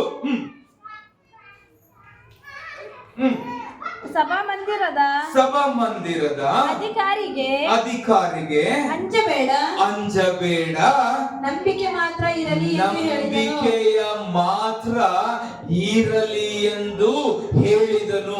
ಅದೇ ಪ್ರಕಾರವಾಗಿ ದೇವರ ಮಕ್ಕಳೇ, ಮುಂದಿನ ವಚನದ ಭಾಗ ನೋಡಬೇಕಾದ್ರೆ ಮುಂದೆ ನಾನು ಬರ್ತೇನೆ. ಇಲ್ಲಿ ದೇವರ ವಾಕ್ಯದಲ್ಲಿ ನಾವು ನೋಡುವುದಾದ್ರೆ ಏನಪ್ಪ, ಅಂಜಬೇಡ, ನಂಬಿಕೆ ಮಾತ್ರ ಇರಲಿ ಅಂತ ಹೇಳಿದನು. ಈ ನಂಬಿಕೆಯ ಹೋರಾಟದ ಪಯಣದಲ್ಲಿ ಅಥವಾ ಈ ನಂಬಿಕೆಯ ಜೀವಿತದ ಈ ಒಂದು ಪಯಣದಲ್ಲಿ ಏನನ್ನ ನಂಬಿಕೆ ಇಟ್ಟು ನಾನು ಓಡುತ್ತಾ ಇದ್ದೇನೋ, ಆ ಹೋರಾಟದ ಸಮಯದಲ್ಲಿ ಬರುವಂತ ಎಲ್ಲ ಸ್ಥಿತಿಗತಿಗಳಿಗೆ ವಿರೋಧವಾಗಿಯೂ ಅವರು ಆಡಿದಂತ ಮಾತಿಗೂ ಲಕ್ಷ್ಯ ಕೊಡದೆ ಯಾವಾಗ ಇಂಥ ಸ್ಥಿತಿಗೆ ಬಂದನೋ ಆವಾಗ ಯೇಸು ಸ್ವಾಮಿ ಹೇಳ್ತಾನೆ, ನೀನು ಪರಿಸ್ಥಿತಿಯನ್ನು ಇರುವಂತ ಸ್ಥಿತಿನೂ ನೋಡಿ ಅಂಜಬೇಡ, ನಂಬಿಕೆ ಇರಲಿ. ಯಾವ ನಂಬಿಕೆ? 21-22 ವಚನದಲ್ಲಿ ಏನನ್ನ ನಂಬಿ ಬಂದಿಯೋ ಆ ನಂಬಿಕೆ ಇರಲಿ. ಆಮೇಲೆ ನಂಬಿಕೆ ದೇವರೆಲ್ಲ ಸಹಾಯ ಮಾಡ್ತಾನೆ ಅನ್ನುವಂಥದ್ದನ್ನ ಬಹಳ ಈಸಿಯಾಗಿ ನಾವು ನಂಬುತ್ತೀವಿ. ಪ್ರಾರಂಭದಲ್ಲಿ ಪರಿಸ್ಥಿತಿಗಳು ಅನುಕೂಲವಾಗಿರುವುದಿಲ್ಲ, ಆದ್ರೂ ಸಹ ಅನುಕೂಲವಾಗಿರುತ್ತವಂತೇಳಿ ನಂಬುತ್ತೀವಿ. ಪರಿಸ್ಥಿತಿಗಳು ಹೆಂಗೆ ಇರ್ಲಿ, ಯೇಸು ನನಗೆ ಬೇಕು ಅಂತೇಳಿ ನಂಬುತ್ತೀವಿ. ಆದ್ರೆ ಮಾರ್ಗ ಮಧ್ಯದಲ್ಲಿ ಬಂದಾಗ, ನಮ್ಮ ನಂಬಿಕೆ ಪರೀಕ್ಷಿಸಲ್ಪಡುವಾಗ ಅನೇಕರು ಬಿದ್ದು ಬಿಟ್ಟು, ಅನೇಕರು ಇಲ್ಲದವರಾಗಿದ್ದು, ನಂಬಿಕೆಯನ್ನ ಕಳೆದುಕೊಂಡು ಅಡುಗು ನಷ್ಟಪಟ್ಟಂತವರಾಗಿ ಇರುವಂತವರನ್ನ ಎಷ್ಟೋ ನೋಡುತ್ತೀವಿ. ಯಾವತ್ತೋ ಉದಾಹರಣೆಯಾಗಿದ್ದಾರೆ. ಒಂದು ಕಾಲದಲ್ಲಿ ನಾವು ಈ ರೀತಿಯಾಗಿ ಇದ್ದೀವಿ ಅಂತ ಹೇಳುವವರು ಎಷ್ಟೋ ಜನ. ಆದ್ರೆ ದೇವರ ಮಕ್ಕಳೇ, ಇವತ್ತು ದೇವರ ಶಬ್ದವನ್ನ ಕೇಳುತ್ತಿರುವಂತ ನಾವುಗಳು ಪ್ರಾರಂಭದಲ್ಲಿ ಏನು ನಂಬಿಕೆ ಇಟ್ಟು ಬಂದಿದ್ದೀವೋ ಅದನ್ನ ಪೂರೈಸಲಿಕ್ಕೆ ಯೇಸುವಿಗೆ ಸಾಮರ್ಥ್ಯ ಇದೆ. ಅದಕ್ಕೆ ಹೇಳ್ತೇನೆ, ಇರುವಂತ ಸ್ಥಿತಿಗತಿಗಳನ್ನ ನೋಡಿ ಭಯಪಡಬೇಡ, ಪರಿಸ್ಥಿತಿಗಳನ್ನ ನೋಡಿ ಅಂಜಬೇಡ.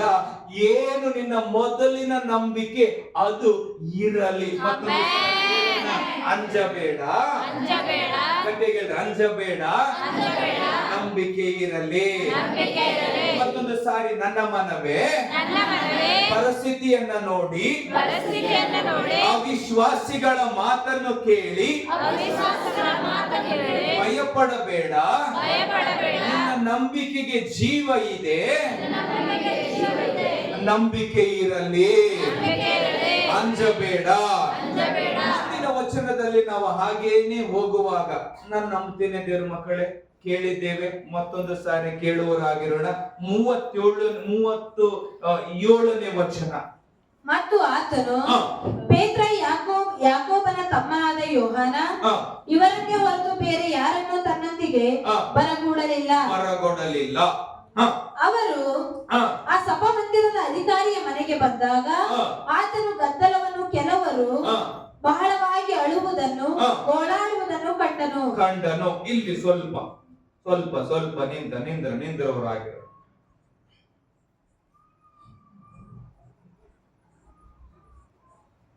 ಹೇಳೋಣ. ಈ ವಾಕ್ಯದ ಭಾಗದಲ್ಲಿ ಯಾರನ್ನು ಬರ್ತಾ ಇದ್ದಾನೆ? ಈ ವಾಕ್ಯದ ಭಾಗದಲ್ಲಿ ಯೇಸು ಬರ್ತಾ ಇದ್ದಾನೆ. ಈ ವಾಕ್ಯದ ಭಾಗದಲ್ಲಿ 3 ಶಿಷ್ಯಂದರು ಬರ್ತಾ ಇದ್ದಾರೆ. ಹೌದಾ? ಹೌದು. ಇಲ್ಲಿ ನನಗೆ ಯಾರಾದ್ರೂ ಉತ್ತರ ಕೊಡ್ರಿ, ಎಲ್ಲರೂ ಉತ್ತರ ಕೊಡ್ಬೇಕು. ಅರ್ಥವಾಗ್ತದೆ ನಾನು ಹೇಳೋದು? ಅರ್ಥವಾದರೆ ಒಂದು ಸಾರಿ ಹಲ್ಲೆಲೂಯಾ. ಏನಾದ್ರೂ ಕಲಿತಾ ಇದ್ದೀರಾ?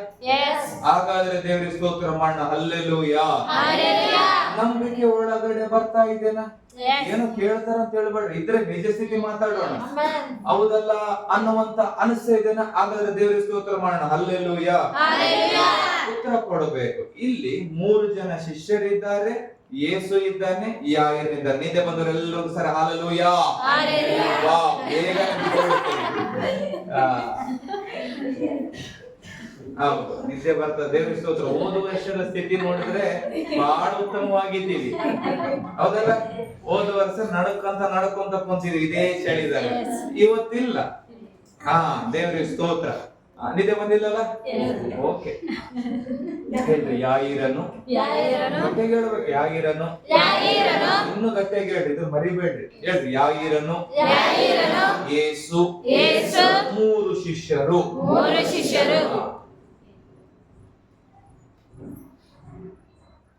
ಇದು ಒಂದು ಗುಂಪು. ಇನ್ನೊಂದು ಗುಂಪನ್ನ ಕಾಣ್ತಿದ್ದೇವೆ, ಅಳ್ತಾ ಇದ್ದಾರೆ. ನಮ್ಮ ಭಾಷೆದಾಗ ಲವ ಲವ ಬಡ್ಕೋತಾ ಇದ್ದಾರೆ. ಪಕ್ಕದಾಗ ಭಜನೆ ಟೀಮ್ ಅವರು ಇದ್ದಾರೆ, ಗದ್ದಲ ಮಾಡೋರು ಇದ್ದಾರೆ, ಗೋಳಾಡೋರು ಇದ್ದಾರೆ, ನೆನೆಸಿ ನೆನೆಸಿ ಆಡಿ ಆಡಿ ಅಳವರು ಇದ್ದಾರೆ. ಬರ್ತೀನಿ ನಾನು.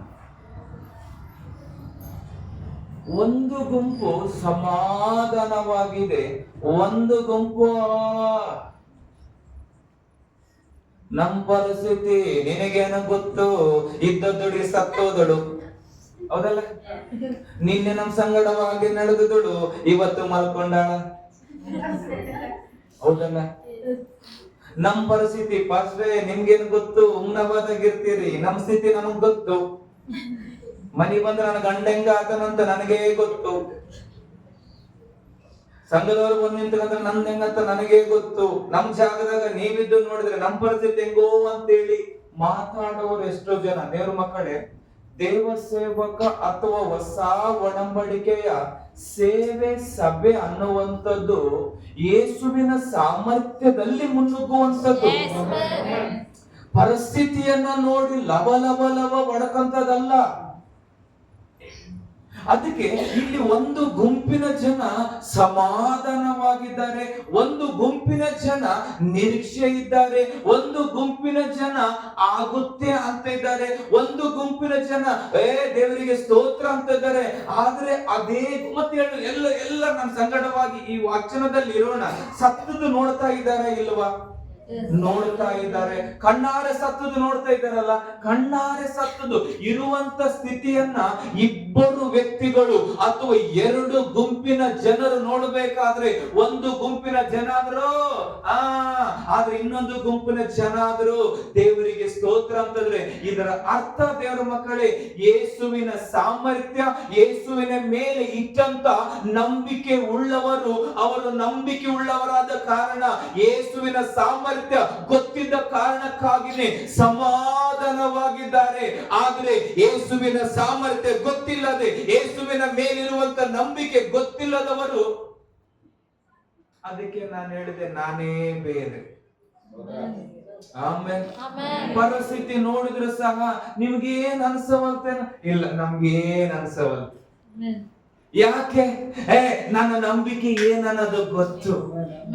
ಅದೇ ನಾನು ಇಷ್ಟು ಅಳುತ್ತಿದ್ರು ನಿನಗೇನ್ ಅನಿಸ್ತಿಲ್ಲ? ಹೌದು, ನನಗೇನ್ ಅನಿಸ್ತಾ ಇಲ್ಲ. ಯಾಕೆ? ನನ್ನ ನಂಬಿಕೆ ಏನಂತದು ಗೊತ್ತು. ಪಕ್ಕದಾಗಿದ್ರು ಯಾಯಿರ್ನ ಇಳಿದು ಅಲ್ಲಿಗೆ ಆಡಿಸಿರಬೇಕು, ಹೋಗಿ ಕಾಲು ಬಿದ್ದು ಹತ್ತಿರಬೇಕು, ಮಗಳು ನೋಡು ಮಗಳು ನೋಡು ಅಂತೇಳಿ. ಆದ್ರೂ ಸಹ ಯಾಯಿರ್ನ ಒಂದು ಸೈಲೆಂಟ್ ಏನ್ ಶಬ್ದ ಕೇಳಿದ್ದಾನೆ, ಅಂಜಬೇಡ, ನಂಬಿಕೆ ಇರಲಿ, ಅಂಜಬೇಡ, ನಂಬಿಕೆ ಇರಲಿ. ಇವತ್ತು ಒಂದು ಮಾಡೋಣ.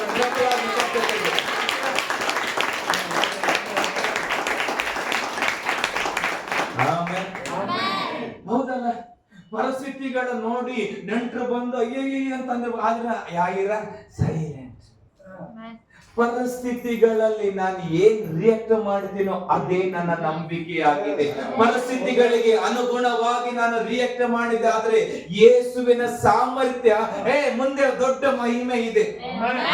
ನನ್ನ ನಂಬಿಕೆ ಜೀವಿತಕ್ಕೆ ಆಗುವಂತ ಪ್ರತಿಫಲ ನಾನು ಮುಂದಕ್ಕೆ ಮಾತನಾಡ್ಲಿಕ್ಕೆ ಹೋಗೋದಕ್ಕಿಂತ ಮುಂಚಿತವಾಗಿ ಗದ್ದಲ ಮಾಡೋರು ನೀವು ಅಲ್ಲೇ ಇರ್ರಿ, ಆಳುವವರು ನೀವು ಅಲ್ಲೇ ಇರ್ರಿ, ನೀವು ಭಜನೆ ಮಾಡೋರು ಅಲ್ಲೇ ಇರ್ರಿ. ಒಂದು ಮಹಿಮೆಯನ್ನ ಕಾಣ್ಲಿಕ್ಕಾಗಿ ನಾವು ಒಳಗಡೆ ಹೋಗ್ತಾ ಇದ್ದೇವೆ. ಯಾರು ಇವರು? ಇವರು ಸಾಮಾನ್ಯರಲ್ಲ. ಇವರು ಯಾರು? ನಂಬಿಕೆಯನ್ನ ಕೇಳಿದವರು, ನಂಬಿಕೆಯನ್ನ ನೋಡಿದವರು, ನಂಬಿಕೆ ಕ್ರಿಯೆಗಳನ್ನ ಕಾಣ್ಲಿಕ್ಕಾಗಿ ಎಲ್ಲರೂ ಹೋಗಲಿಲ್ಲ. ಒಂದು ಗುಂಪಿನ ಜನ ಮಾತ್ರ ಕಣ್ಣಾರೆ ಕಂಡು ಅವರೇ ನಂಬಿಕೆ ಉಳ್ಳವರು. ಆಗಲ್ಲ ಅನ್ನುವಂಥದ್ದಕ್ಕೆ ಯೇಸುವಿನ ಮೇಲೆ ನಂಬಿಕೆ ಇಟ್ಟು ಹೇಳ್ರಿ ಆಗುತ್ತೆ.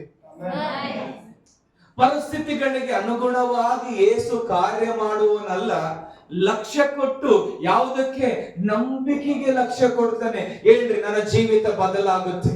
ನನ್ನ ಜೀವಿತ ಕೇಳ್ರಿ ಅಲ್ಲ, ಎಲ್ಲ ಲೋಕದಾಗ ಬರೀ ಯಾವ ಕೇಳಿಸ್ಕೊಂಡ್ಬಿಟ್ಟಿದ್ವಿ, ಹಂಗ ಹಿಂಗ. ಇಲ್ಲ ಹೇಳ್ರಿ, ನನ್ನ ಜೀವಿತ ಬದಲಾಗುತ್ತೆ, ನನ್ನ ಜೀವಿತ ಬದಲಾಗುತ್ತೆ. ನನ್ನ ನಂಬಿಕೆನೇ ಬೇರೆ, ನನ್ನ ನಂಬಿಕೆನೇ ಬೇರೆ. ನನ್ನ ನಂಬಿಕೆಯ ಕಾರ್ಯ ಮಾಡುವಾಗ ನನ್ನ ನಂಬಿಕೆ ಕಾರ್ಯ ಮಾಡುವಾಗ ನಾವು ನಂಬೋಣ ದೇವ್ರ ಮಕ್ಕಳೇ, ಅದು ದೊಡ್ಡ ಕಾರ್ಯ ಆಗುತ್ತೆ. ಅದು ದೊಡ್ಡ ಕಾರ್ಯ ಆಗುತ್ತೆ. ಆಮೆನ್. ಆಮೆನ್. ಈ ದೇವರ ವಾಕ್ಯದಲ್ಲಿ ನಾವು ನೋಡುತ್ತೇವೆ, ಈ ನಂಬಿಕೆಯುಳ್ಳವರು ಮಾತನಾಡುವಂತದ್ದು, ಯೇಸುವಿನ ಸಾಮರ್ಥ್ಯವನ್ನು ಅರಿತು ಮಾತಾಡಿರುವಂತದ್ದು.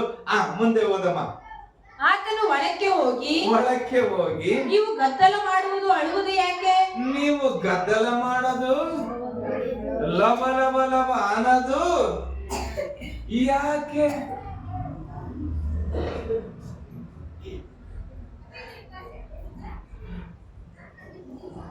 ಇಡೀ ಅವರಾದ ಬಾರ ನನ್ ತಲೆ ಮೇದ್ದಂಗ ರಿಯಾಕ್ಟ್ ಮಾಡ್ತಿತ್ತಲ್ಲ ಅಂತಾರೆ.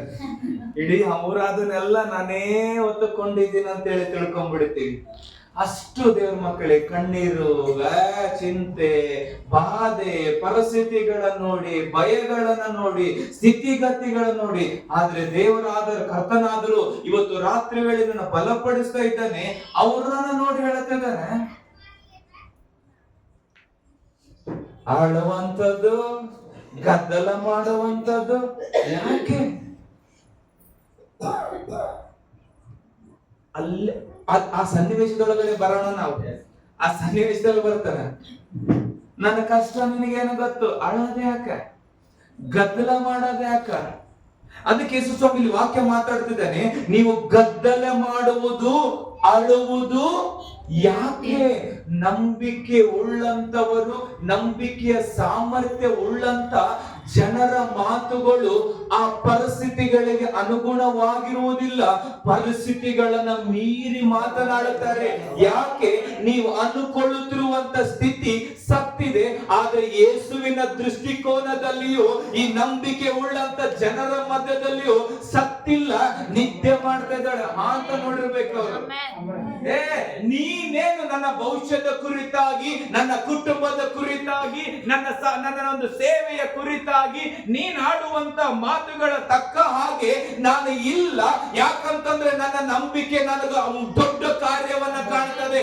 ಲೋಕ ಮಾತನಾಡುತ್ತಿರುವಂತದ್ದು, ಲೋಕ ಅಳುತ್ತಿರುವಂತದ್ದು, ಲೋಕ ಗದ್ದಲ ಮಾಡುತ್ತಿರುವಂತವರು, ಆಯ್ತು ನನ್ನ ಕೈಯ ರೇಖೆ ಪ್ರಕಾರವಾಗಿ ನೀನು ಜೀವ ಮಾಡ್ತೇನೆ, ಇಲ್ಲ ಹಣೆ ಬರಹ ಇಲ್ಲಿಲ್ಲ.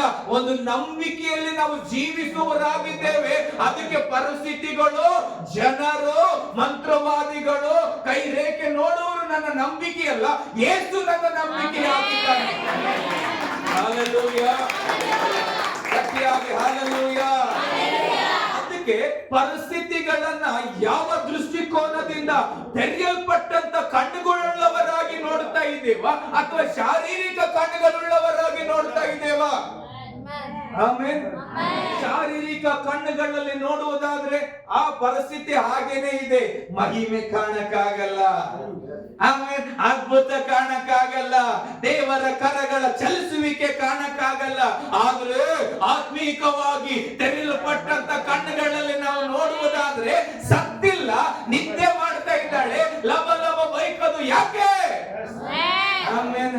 ಇವತ್ತು ದೇವರ ಮಕ್ಕಳ ಈ ದೇವರ ಸ್ತೋತ್ರ, ಉಮ್ನಾಬಾದ್ ಪಟ್ಟಣದಲ್ಲಿಯೂ ಅವರದು ಪಟ್ಟಣದಲ್ಲಿಯೂ ಇವತ್ತು ನನ್ನನ್ನ ನಿನ್ನನ್ನು ಇಟ್ಟಿರುವಂತ ದೇವರ ಮಹಿಮೆಯಾದ ಕಾರ್ಯ ಕಾಣಬೇಕಾದ್ರೆ ಅಳದು ಇಲ್ಲ, ನಂಬಿಕೆಯಿಂದ ನೋಡೋದಿದೆ.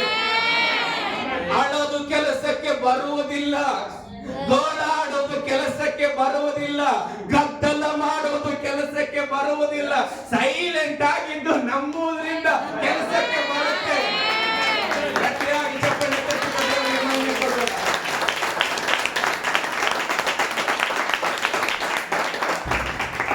ಲೋಕ ಆಗಲ್ಲ ಅಂತೆ. ನಾನು ತೆರೆಯಲ್ಪಟ್ಟಂತ, ಗಟ್ಟಿಯಾಗಿ ನಾನು ತೆರೆಯಲ್ಪಟ್ಟಂತ ಕಣ್ಣುಳ್ಳವನು, ಗಟ್ಟಿಯಾಗಿ ನಾನು ತೆರೆಯಲ್ಪಟ್ಟಂತ ಕಣ್ಣುಳ್ಳವನು. ಯಾವ ದೃಷ್ಟಿಕೋನದಿಂದ ದೃಷ್ಟಿಸುತ್ತೇವೆ ಅನ್ನೋದು ಬಹಳ ಮುಖ್ಯ. ನಂಬಿಕೆಯಿಂದ ದೃಷ್ಟಿಸುತ್ತೇವೋ ಅಥವಾ ಶಾರೀರಿಕವಾಗಿ ಭೌತಿಕವಾಗಿ ನಾವು ದೃಷ್ಟಿಸುತ್ತೇವೋ? ಭೌತಿಕವಾಗಿ ಶಾರೀರಿಕವಾಗಿ ಲೋಕಾನುಸಾರವಾಗಿ ನೋಡುವುದಾದ್ರೂ ದೃಷ್ಟಿಸುವುದಾದ್ರೂ ಮುಗಿಯಿತು. ಆದ್ರೆ ಯೇಸುವಿನ ದೃಷ್ಟಿಗೆ, ಯೇಸುವನ್ನ ನಂಬಿ, ಯೇಸುವನ್ನ ಏನಂತ ನಂಬಿದೀನೋ ಯೇಸುವಿನ ಸಾಮರ್ಥ್ಯವನ್ನ ಅರಿತು ನೋಡುವುದಾದ್ರೆ ಇವರೇ ತೆರೆಯಲ್ಪಟ್ಟಂತ ಕಣ್ಣುಳ್ಳವರು, ಯೇಸುವಿನ ದೃಷ್ಟಿಕೋನದಲ್ಲಿ ದೃಷ್ಟಿಸುವವರು. ಅದಕ್ಕೆ ಯೇಸು ದೇವರಾಗಿದ್ದಾನೆ, ಯೇಸುವನ್ನ ಸ್ವಂತ ರಕ್ಷಕನಾಗಿ ನಾನು ಅಂಗೀಕರಿಸಿಕೊಳ್ಳುವಾಗ ನಾನು ದೇವರ ಮಗನಾಗಿದ್ದೇನೆ. ಹಾಗಾದ್ರೆ ಆದ್ರೆ ನಾನು ನೋಡುವಂತ ದೃಷ್ಟಿಕೋನ ಯೇಸುವಿನ ಮೇಲಣ ನಂಬಿಕೆಯಿಂದ ನಾನು ನೋಡುತ್ತೇನೆ, ಪರಿಸ್ಥಿತಿಗಳನ್ನ ನನ್ನ ದೃಷ್ಟಿಕೋನದಲ್ಲಿ ನಾನು ಅಲ್ಲ. ಆಮೆನ್. ಹಾಗಾದ್ರೆ ದೇವರ ಮಕ್ಕಳು ಎಲ್ಲರಿಗೂ ನೆನಪಿರುವ ಹಾಗೆ ಒಂದು ನಂಬಿಕೆಯ ಡೆಫಿನೇಷನ್ ಹೇಳಿ ನಾವು ಮುಂದಕ್ಕೆ ಹೋಗ್ತೇನೆ. ಯಾವಾಗಲೂ ನೆನಪಿರಬೇಕು. ಹೋದ ವರ್ಷ ಯಾರಿಗಾದ ವಾಕ್ಯ ನೆನಪಿದೆ? ನಾನು ನೆನಪಿದೆ, ಬುಕ್ ನೋಡಾರ್ದು ನೆನಪಿದೆ. ಅದು ಹೆಚ್ಚಳ ಅಲ್ಲ, ಸುಮ್ಮನೆ ಹೇಳ್ತಿದ್ದೀರಿ ಮತ್ತೆ. ಹೆಚ್ಚಳ ಅಲ್ಲ, ದೇವರಿಂದ ಹೊಂದಿಕೊಂಡಿರುವಂತ ವಾಕ್ಯ ನನಗೆ ಅವಾಗಲಿಂದಲೂ ನೆನಪಿದೆ. 4 ಬೀಜಗಳ ಬಗ್ಗೆ ಮಾತಾಡಿ, ಯೋಸೇಫನ ಬಗ್ಗೆ ಮಾತಾಡಿದೆ. ದೇವರಿಗೆ ಸ್ತೋತ್ರ. ಇವತ್ತು ಸಹ ಇದನ್ನ ಮರಿಬೇಡ. ನನ್ನ ಸಂಗಡವಾಗಿ ಹೇಳ್ರಿ, ಬಲಶಾಲಿಯಾದ ದೇವರಲ್ಲಿಯೂ ಹೇಳಬೇಕು. ಬಲಶಾಲಿಯಾದ ದೇವರಲ್ಲಿಯೂ ಆತನ ಮಾತುಗಳಲ್ಲಿಯೂ ಆತನ ವಾಗ್ದಾನದಲ್ಲಿಯೂ ಭರವಸವಿಡುವುದೇ ಬಲವಾದ ನಂಬಿಕೆ. ಹಾಡಾಡ್ದು ನಡೆಯಲ್ಲ. ಬಲವಾದ ನಂಬಿಕೆಯಿಂದ ಔರಾದ್ಗೆ ಬಂದಿರುವೆ, ಉನ್ನವಾದ್ಗೆ ಬಂದಿರುವೆ. ಹಾಡೋದಕ್ಕೆ ಚೆನ್ನಾಗ್ ಅನಿಸ್ತದೆ. ದೇವರಿಗೆ ಸ್ತೋತ್ರ. ಹೌದು, ಅದು ಬಲವಾದ ನಂಬಿಕೆ. ಏನು? ಬಲಶಾಲಿಯಾದಂತ ದೇವರಲ್ಲಿಯೂ ಆತನ ವಾಗ್ದಾನಗಳಲ್ಲಿಯೂ ಆತನ ಮಾತುಗಳಲ್ಲಿಯೂ ನಾನು ಭರವಸವಿಡುವಂತದ್ದೇ ನಂಬಿಕೆಯಾಗಿದೆ. ಆಮೆನ್. ಹಲ್ಲೆಲೂಯಾ. ದೇವರ ವಾಕ್ಯದಲ್ಲಿ ಹಾಗೆ ಪುನಃಕ್ಕೆ ಬರುವಾಗ ನಿದ್ದೆ ಮಾಡುತ್ತಾಳೆ ಅಂತ ಅನ್ನಲು ಅವರು ಆತನನ್ನು ಹಾಸ್ಯ ಮಾಡಿದರು. ಈ ಪಟ್ಟಣದಲ್ಲಿ ದೊಡ್ಡ ಸೇವೆ ಆಗುತ್ತೆ. ದೇವರಿಗೆ ಸ್ತೋತ್ರ. ಪಕ್ಕದಾಗಿದ್ದವನು ಬಂದು ಹೇಳ್ತಾನೆ, ಬಾಜರ ನೋಡಿ ಬಿಡಿ ಅಂತವ್ರನ್ನ. ನನ್ನ ಕುಟುಂಬ ಈ ರೀತಿ ಆಗ್ತದ. ಹೊಸ ವರ್ಷ ಬಂದಂಗಲ್ಲ ವಾಗ್ದಾನ ಅಂತೀರಿ, ಮತ್ತೆ ಡಿಸೆಂಬರ್ ಮುಗಿತದ. ನನ್ನ ಸ್ಟೈಲೇ ಬೇರೆ, ನನ್ನ ಮಾತೆ ಬೇರೆ ಅಂತೇಳಿ ಇಲ್ಲಿ ಮಾತಾಡಿದಾಗ ಅಲ್ಲಿ ಬಂದು ಹೇಳ್ತಾನೆ, ಬಾಳ ಜನ ನೋಡಿ ತಗೋ ವಾಕ್ಯ ಕೇಳಿದಾಗ ಎಲ್ಲರೂ ಹಿಂಗೆ ಅಂತಾರಂತೇಳಿ. ಇಲ್ಲಿ ಯೇಸು ಸ್ವಾಮಿ ಸಹ ಹುಡುಗಿ ಸತ್ತಿಲ್ಲ, ನಿದ್ದೆ ಮಾಡ್ತಾಳಂದಾಗ ಹಾಸ್ಯ ಮಾಡಿದ್ರಂತೆ. ಬಂದನಪ್ಪ ದೂತ ಅಂತೇಳಿ. ಇವತ್ತು ದೇವ್ರ ಮಕ್ಕಳೇ, ನಿನ್ನ ನಂಬಿಕೆಯನ್ನ ನೋಡಿ, ನಿನ್ನ ಕಾರ್ಯಗಳನ್ನ ನೋಡಿ, ನಿನ್ನ ಜೀವಿತಗಳಲ್ಲಿ ಆಗುವಂತ ಸಂಗತಿಯನ್ನ ನೋಡಿ ನೀನು ಮಾತನಾಡುವುದು ಅನೇಕ ಹಾಸ್ಯ ಮಾಡಬಹುದು. ಯಾಕಂದ್ರೆ ನಾವು ದೃಷ್ಟಿಕೋನ ನೋಡುವುದೇ ಬೇರೆ, ನಾವು ದೃಷ್ಟಿಸುವಂತದ್ದೇ ಬೇರೆ. ಇಲ್ಲಿ ಸಹ ಆತನನ್ನ ಹಾಸ್ಯ ಮಾಡಿದ್ರು. ಆದರೆ ಆತನು ಎಲ್ಲರನ್ನು ಹೊರಕ್ಕೆ ಕಳುಹಿಸಿ, ನಡಿ ಮಗ, ನೀನ್ ಅಪನಂಬಿಕೆ ಮಾತಾಡ್ತಿದೆ, ನೀನ್ ನನ್ನ ಸಂಗಡವಾಗಿರಬೇಡ. ನೀನ್ ಹಾಸ್ಯ ಮಾಡ್ತಿದ್ದೆ, ನೀನ್ ನನ್ನ ಸಂಗಡವಾಗಿರ್ಬೇಕು. ಸೇವೆಯಲ್ಲಿ ಸಹ, ಕುಟುಂಬದಲ್ಲಿ ಸಹ, ಉದ್ಯೋಗದ, ವಿದ್ಯಾಭ್ಯಾಸದ ಪ್ರತಿಯೊಂದು ಜೀವಿತದಲ್ಲಿ ಸಹ ಸತ್ತ ಮೀನು ಹಿಂದೆ ಸತ್ತ ಮೀನು ಹೋಗುವಂತವ್ರ ಸಹವಾಸ ಮಾಡಬೇಡ್ರಿ. ಅವ್ರನ್ನು ಸಮಸ್ಯೆ ಅಳತಿರ್ತಾರ, ಇಬ್ಬರು ಸೇರಿ ಅಳಮ್ಮ. ಏನು ನಿನ್ನ ಸಾಲ ಎಷ್ಟು ಅದ ಹೇಳು, ಅಷ್ಟ, ನಂದೆಷ್ಟು ಹಚ್ಕೋ. ನಿನ್ ಕುಟುಂಬದಾಗ ಇಷ್ಟು ಕಷ್ಟನ ತಡಿ, ನಂದೊಂದು ಲಿಸ್ಟ್ ಆದ, ನಂದು ಇಷ್ಟು. ನಿಮ್ ಮನೆಗ ತಂದೆ ತಾಯಿಗಳು ಹಿಂಗಾರ, ಹೌದು, ನಮ್ಮ ಮನೆಗೂ ಹಂಗಾರ. ನಿಮ್ ಅಣ್ಣ ತಮ್ಮನ ಹಿಂಗಾರ, ನಿಮ್ಮನೆ ಬಾಜುರ ಹಂಗಾರ. ಪರಿಸ್ಥಿತಿಗಳಿಗೆ ಅನುಗುಣವಾಗಿ ಮಾತನಾಡಿ ದೇವರ ಮಹಿಮೆಯನ್ನ ಕಾಣದೆ ಹೋಗುವಂತವ್ರೆಲ್ಲರನ್ನ ನಿನ್ನಡಿ ಹೊರಗ. ನೀನು ದೇವರ ಕಾರ್ಯ ಕಾಣಲಿಕ್ಕೆ ಯೋಗ್ಯನಾದವಂತನ ಅಲ್ಲ. ನೀನು ದೇವರ ರಾಜ್ಯದಲ್ಲಿ ದೊಡ್ಡ ದೊಡ್ಡ ವಾಗ್ದಾನಗಳಿಗೆ ಆಮೇನಂತಂದು ಆಗುವಂತ ಸಮಯದಲ್ಲಿ ಟಾಟಾ ಅಂತಿದ್ರೆ ನೀನು ಬೇಡ. ಸ್ತೋತ್ರ. ಹೌದಲ್ಲ, ಹೌದಲ್ಲ. ದೇವರು ಒಂದು ಸಾರಿ ನನಗೆ ಮಾತನಾಡಿದ, ಕೆಲವೊಂದು ಪರಿಸ್ಥಿತಿಗಳಲ್ಲಿ ಹಾದು ಹೋಗುವಾಗ, ದೊಡ್ಡ ದೊಡ್ಡ ಸಂಗತಿಗಳಿಗೆ ನೀವು ನಂಬುತ್ತೀರಿ, ಸಣ್ಣ ಸಂಗತಿಗಳಿಗೆ ನೀವು ಯಾಕೆ ನಂಬಬಾರದು ಅಂತ ಹೇಳಿ ಮಾತನಾಡೋದು, ಅವತ್ತೇ ಚಿಂತೆಗಳು ಕಮ್ಮಿ ಆದವು. ಇವತ್ತು ನಾನು ನಿಮ್ಮ ಸಂಗಡವಾಗಿ ಹೇಳ್ತೀನಿ, ಹೌದು, ಲೋಕ ತನ್ನ ದೃಷ್ಟಿಕೋನದಲ್ಲಿ ಕಾಣುವಂತ ಎಲ್ಲ ಸತ್ಯಗಳನ್ನ ಹೌದೆಂದು ನಂಬುತ್ತಾರೆ. ಆದ್ರೆ ನನ್ನ ನಂಬಿಕೆ ಆದ್ರೂ ಬೇರೆ. ಏನು ನನ್ನ ನಂಬಿಕೆ? ಬಲವಾದ ಶಾಲಿಯಾದ ದೇವರು, ಆತನ ಮಾತು, ಆತನ ವಾಗ್ದಾನದ ಭರವಸೆ ನನ್ನ ನಂಬಿಕೆ. ಆದ್ರೆ ಲೋಕ ಅಥವಾ ಪರಿಸ್ಥಿತಿಯು ಮಾತನಾಡುತ್ತಾರೆ ಇರುವಂತ ಸ್ಥಿತಿ. ಅದಕ್ಕೆ ಯೇಸು ಸ್ವಾಮಿಯಲ್ಲಿ ದೇವರ ವಾಕ್ಯದಲ್ಲಿ ನಾವು ನೋಡುತ್ತೇವೆ, ಅವರೆಲ್ಲರನ್ನ ಹೊರಗೆ ಕಳುಹಿಸಿ ಆ ಹುಡುಗಿಯ ತಂದೆ ತಾಯಿಗಳನ್ನು ತನ್ನೊಂದಿಗಿದ್ದವರನ್ನು ಹುಡುಗಿಯ ಇದ್ದಲ್ಲಿಗೆ ಕರೆಕೊಂಡು ಹೋಗಿ ಅವಳ ಕೈ ಹಿಡಿದು ತಲಿತಾ ಕೂಮ್ ಅಂದನು. ಆ ಮಾತಿಗೆ ಅಮ್ಮಣ್ಣಿ ಹೇಳುತ್ತೇನೆ ಎಂದರ್ಥ. ಕೂಡಲೇ ಆ ಹುಡುಗಿ ಎದ್ದು ನಡೆದಾಡಿದಳು. ಹಲ್ಲೆಲೂಯಾ. ನೋಡ್ರಿ ದೇವ್ರ ಮಕ್ಕಳೇ, ನಾವು ಹಾಡಾಡುತ್ತೇವಲ್ಲ, ಯಾವ ಹಾಡು? ಕಾಯುತ್ತಿರುವೆ ಅನ್ನುವಂತ ಹಾಡನ್ನ ದೇವ್ರ ಸ್ತೋತ್ರ. ಯಾವ ಕಾಯುತ್ತಿರುವೆ ಕಾಯುತ್ತಿರುವೆ, ತಡವಾದರೂ ಅದ್ಭುತವನ್ನ ಹೊಂದಿಕೊಳ್ಳಲು ನಾನು ಕಾಯುತ್ತಿರುವೆ. ತಕ್ಕ ಸಮಯದಲ್ಲಿ ಆತನು ನಮ್ಮ ನಂಬಿಕೆ ಏನನ್ನ ಹಿಂಬಾಲಿಸ್ಲಿಕ್ಕಾಗಿ ಬಂದಿದೆವೋ ಕೊಟ್ಟೆ ಕೊಡ್ತಾನೆ ಅಥವಾ ಅನುಗ್ರಹಿಸ್ತಾನೆ ಅನ್ನುವುದಕ್ಕೆ ಯಾಯಿರನ ನಂಬಿಕೆ ಇವತ್ತು ನಮ್ಮ ನಂಬಿಕೆ ಆಗುವಾಗ ನಮ್ಮ ಜೀವಿತಗಳಲ್ಲಿ ಅದನ್ನು ಅನುಭವಿಸ್ಲಿಕ್ಕೆ ಸಾಧ್ಯ. ಪರಿಸ್ಥಿತಿಗಳು ದೇವರ ಮಕ್ಕಳೇ, ಏನು ನಂಬಿಕೆ ಇಟ್ಟುಕೊಂಡು ಪ್ರಾರಂಭದ ನನ್ನ ನಂಬಿಕೆ ಏನು, ಅಂತ್ಯದವರೆಗೆ ನನ್ನ ನಂಬಿಕೆಯನ್ನ ಕಾಪಾಡಿಕೊಳ್ಳುವಾಗ ಬರು ಏನು ನಂಬಿಕೆಯೋ ಆ ನಂಬಿಕೆ ಕಾರ್ಯವಾಗುವಂತದ್ದಾಗಿದೆ. 21ನೇ ವಚನದಲ್ಲಿ 22ನೇ ವಚನದಲ್ಲಿ ನಾವು ಏನನ್ನ ನೋಡಿದೆವು? ನನ್ನ ಚಿಕ್ಕ ಮಗಳು ಈಗ ಸಾಯುತ್ತಾ ಇದ್ದಾಳೆ, ನೀನು ಆಕೆಯು ವಾಸಿಯಾಗುವಂತೆ ಆಕೆಯ ಮೇಲೆ ಕೈ ಇಟ್ರೆ ಬದುಕುವಳು ಅನ್ನುವಂತ ನಂಬಿಕೆ ಕೊನೆಯ ವಚನದಲ್ಲಿ ಬರಬೇಕಾದ್ರೆ ನೆರವೇರುತ್ತದೆ ದೇವ್ರ ಮಕ್ಕಳೇ. ಹಾಗಾದ್ರೆ ಆದ್ರೆ ದೇವ್ರ ಮಕ್ಕಳೇ, ನಿಮ್ಮ ಜೀವಿತಗಳಲ್ಲಿಯೂ, ನಿಮ್ಮ ಸೇವೆಗಳಲ್ಲಿಯೂ, ನಿಮ್ಮ ಕುಟುಂಬಗಳಲ್ಲಿಯೂ, ನಿಮ್ಮ ವೈಯಕ್ತಿಕವಾದ ಜೀವಿತಗಳಲ್ಲಿಯೂ ಯಾವ ವಾಕ್ಯದಿಂದ ದೇವರು ನಿನ್ನನ್ನ ನನ್ನನ್ನ ಪ್ರವಾದನೆಗಳಾಗಬಹುದು, ವಾಗ್ದಾನಗಳಾಗಬಹುದು, ಬಲಪಡಿಸುವಿಕೆ ಮಾತಾಗಬಹುದು, ಮಾತ್ರವಲ್ಲದೆ ವಚನದ ಪ್ರತಿಯೊಂದು ವಾಕ್ಯವು ಜೀವವುಳ್ಳದ್ದೇ ಆಗಿದೆ. ಥೆಸಲೋನಿಕ ಬರೆದ ಪತ್ರಿಕೆ ಪ್ರಕಾರವಾಗಿ ನಂಬುವವನಿಗೆ ಎಲ್ಲವೂ ಸಾಧ್ಯ ಅಂತೇಳಿ, ನಂಬುವನೊಳಗಡೆ ದೇವರ ವಾಕ್ಯ ಬಲವಾದ ಕಾರ್ಯ ಮಾಡುತ್ತದಂತೇಳಿ ಎಷ್ಟು ವಾಗ್ದಾನದ ವಚನಗಳು ನಮ್ಮ ಜೊತೆಗಿವೆ. ಆ ನಂಬಿಕೆ ಇಟ್ಟು ಹೋರಾಟ ಅಥವಾ ಆ ನಂಬಿಕೆ ಇಟ್ಟು ಜೀವನವನ್ನ, ಆ ನಂಬಿಕೆ ಇಟ್ಟು ಕೆಲಸವನ್ನ, ಆ ನಂಬಿಕೆ ಇಟ್ಟು ಸೇವೆಯನ್ನ, ಆ ನಂಬಿಕೆ ಇಟ್ಟು ಕುಟುಂಬವನ್ನ ಪ್ರಾರಂಭ ಮಾಡಿರ್ಬೇಕಾದ್ರೆ ನಾನು ನಂಬಿಕೆಯಿಂದ ನುಡಿತೇನೆ, ಅದು ನೆರವೇರುತ್ತದೆ. ಆಮೆನ್. ಆದ್ರೆ ಒಂದು ನನ್ನ ನಿನ್ನ ತೀರ್ಮಾನ ಸಮರ್ಪಣೆ ಏನಪ್ಪ ಅಂತಂದ್ರೆ, ಹಿಂಬಾಲಿಸುವಿಕೆಯನ್ನ ನಾವು ಬಿಡಬಾರದು. ಆಮೆನ್. ಏನನ್ನ ಕಾಣ್ಲಿಕ್ಕಾಗಿ ಓಡ್ತಾ ಇದೆಯೋ ತಡವಾದರೂ ನೆರವೇರುತ್ತದೆ, ಏನನ್ನ ನೋಡ್ಲಿಕ್ಕಾಗಿ ನಂಬಿದಿದ್ರೋ ನೆರವೇರುತ್ತದೆ. ಆದ್ರೆ ನನ್ನ ಮೇಲೆ ಇರುವಂತ, ನಿನ್ನ ಮೇಲೆ ಇರುವಂತ ದೇವರ ಆಶೀರ್ವಾದಗಳು, ದೇವರ ಉದ್ದೇಶಗಳು, ದೇವರ ಕಾರ್ಯಗಳು ಕಾಣದ ಹಾಗೆ ಅಡ್ಡಿ ಮಾಡುವಂತ ವ್ಯಕ್ತಿ ಸೈತಾನನಲ್ಲ. ಅಡ್ಡಿ ಮಾಡುವಂತ ವ್ಯಕ್ತಿ ಹೊರಗೆ ಇರುವಂತವರಲ್ಲ. ಅಡ್ಡಿ ಮಾಡುವಂತ ಒಂದೇ ಒಂದು ವ್ಯಕ್ತಿ ಆ ಜಾಗದಲ್ಲಿ ನಾನು ಇಲ್ಲದಿರುವಾಗ.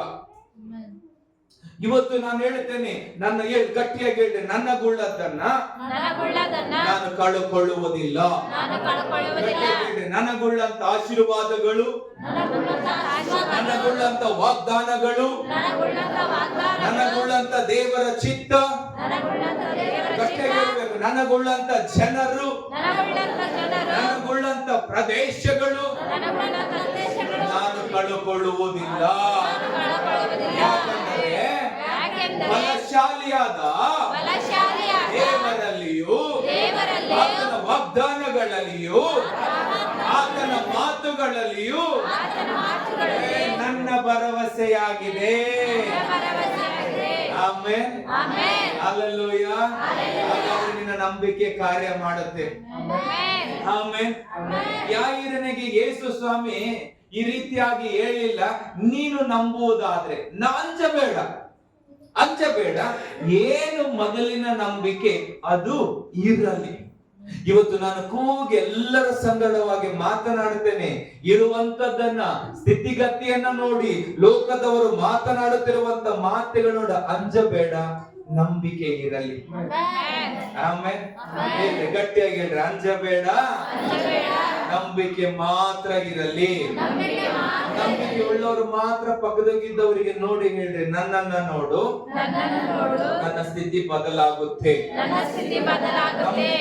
ಹೇಳ್ರಿ, ಈ ವಾಕ್ಯದ ಮೇಲೆ ನಂಬೋಣ. ಪ್ರತಿಯೊಂದು ವಿನೋದ್ ಪಾಸ್ಟರ್ ಹೇಳಿದ್ದಾರೆ, ಅರಸು ಪಾಸ್ಟರ್ ಹೇಳಿದ್ದಾರೆ, ಬರುವಂತ ಸೇವಕರು ಹೇಳಿದ್ದಾರೆ. ಇಲ್ಲ, ನನ್ನ ನಂಬಿಕೆ ಏನು? ದೇವರ ಮಾತು. ನನ್ನ ನಂಬಿಕೆ ಏನು? ದೇವರು. ಹೌದಲ್ಲ? ನಮ್ಮ ನಂಬಿಕೆ ಒಂದ್ ಚಿಕ್ಕ ಕಥೆ ಹೇಳ್ತೇನೆ. ಹೇಳ್ತೀನಿ. ನಿದ್ದೆ ಬಂದಿಲ್ಲಲ್ಲ? ಓಕೆ, ಹೇಳಿದ್ದೀನಿ, ಮತ್ತೊಂದ್ಸರಿ ಹೇಳ್ತೀನಿ, ಕೇಳಿ. ಇದನ್ನು ಹೇಳಿ ನಾವು ಪ್ರಾರ್ಥನೆ ಮಾಡೋಣ. ಶಾಲೋಮ್ ಕೊಡೋದು ಮಕ್ಕೊಂಡೆ ಇರ್ಲಿ. ಈಗ ನನ್ನ ಕೇಳಿಸ್ಕೊಳ್ಳಿ. ಶಾಲೋಮ್ ಇದ್ದಂತೆ. ಯಾರಿದ್ರು? ಈ ಶಾಲೋಮ್ ಅಲ್ಲ, ಇವಾಗ ಅನ್ಕೊಂಡ್ರಿ ಅವನೇ. ಓಕೆ, ಶಾಲೋಮ್ ಇದ್ದಂತೆ ಇರಬೇಕು. ಈ ಶಾಲೋಮ್ ಅಲ್ಲ, ಆ ಶಾಲೋಮ್ ಹೇಳ್ರಿ. ಆ ಶಾಲೋಮ್ ಇರಬೇಕಾದ್ರೆ, ಶಾಲೆಗೆ ಹೋಗ್ಬೇಕಾದ್ರೆ ಶಾಲೆಯಲ್ಲಿ ಟೀಚರು ಸಮಾಜದ ಪಾಠ ಮಾಡ್ತಾ ಇದ್ರು. ಸಮಾಜದ ಪಾಠ ಮಾಡ್ತಿರ್ಬೇಕಾದ್ರೆ ಹೇಳಿದ್ರು ಬೋರ್ಡ್ ಮೇಲೆ, ಎಲ್ಲರೂ ಕೇಳಿಸಿಕೊಳ್ರಿ, ಭೂಮಿಯು ಗೋಳಾಕಾರವಾಗಿದೆ ಅಂತೇಳಿ ತೋರಿಸಿ, ಎಲ್ಲರ ಬುಕ್ಕದಲ್ಲಿ ಒಂದು ರೌಂಡ್ ಹಾಕ್ರಿ ಅಂತೇಳಿ ರೌಂಡ್ ಹಾಕ್ಸಿ, ಕೆಳಗಡೆ ಭೂಮಿಯು ಗೋಳಾಕಾರವಾಗಿದೆ ಅಂತೇಳಿ ಬರೆಸಿ ಮನೆಗೆ ಹೋಗಿ ನಾಳೆ ಬಾಯ್ಪಾಠ ಮಾಡಿಕೊಂಡು ಮತ್ತೆ ಬರ್ಕೊಂಡು ಬರ್ಬೇಕಂತ ಕಳಿಸ್ಬಿಟ್ರು.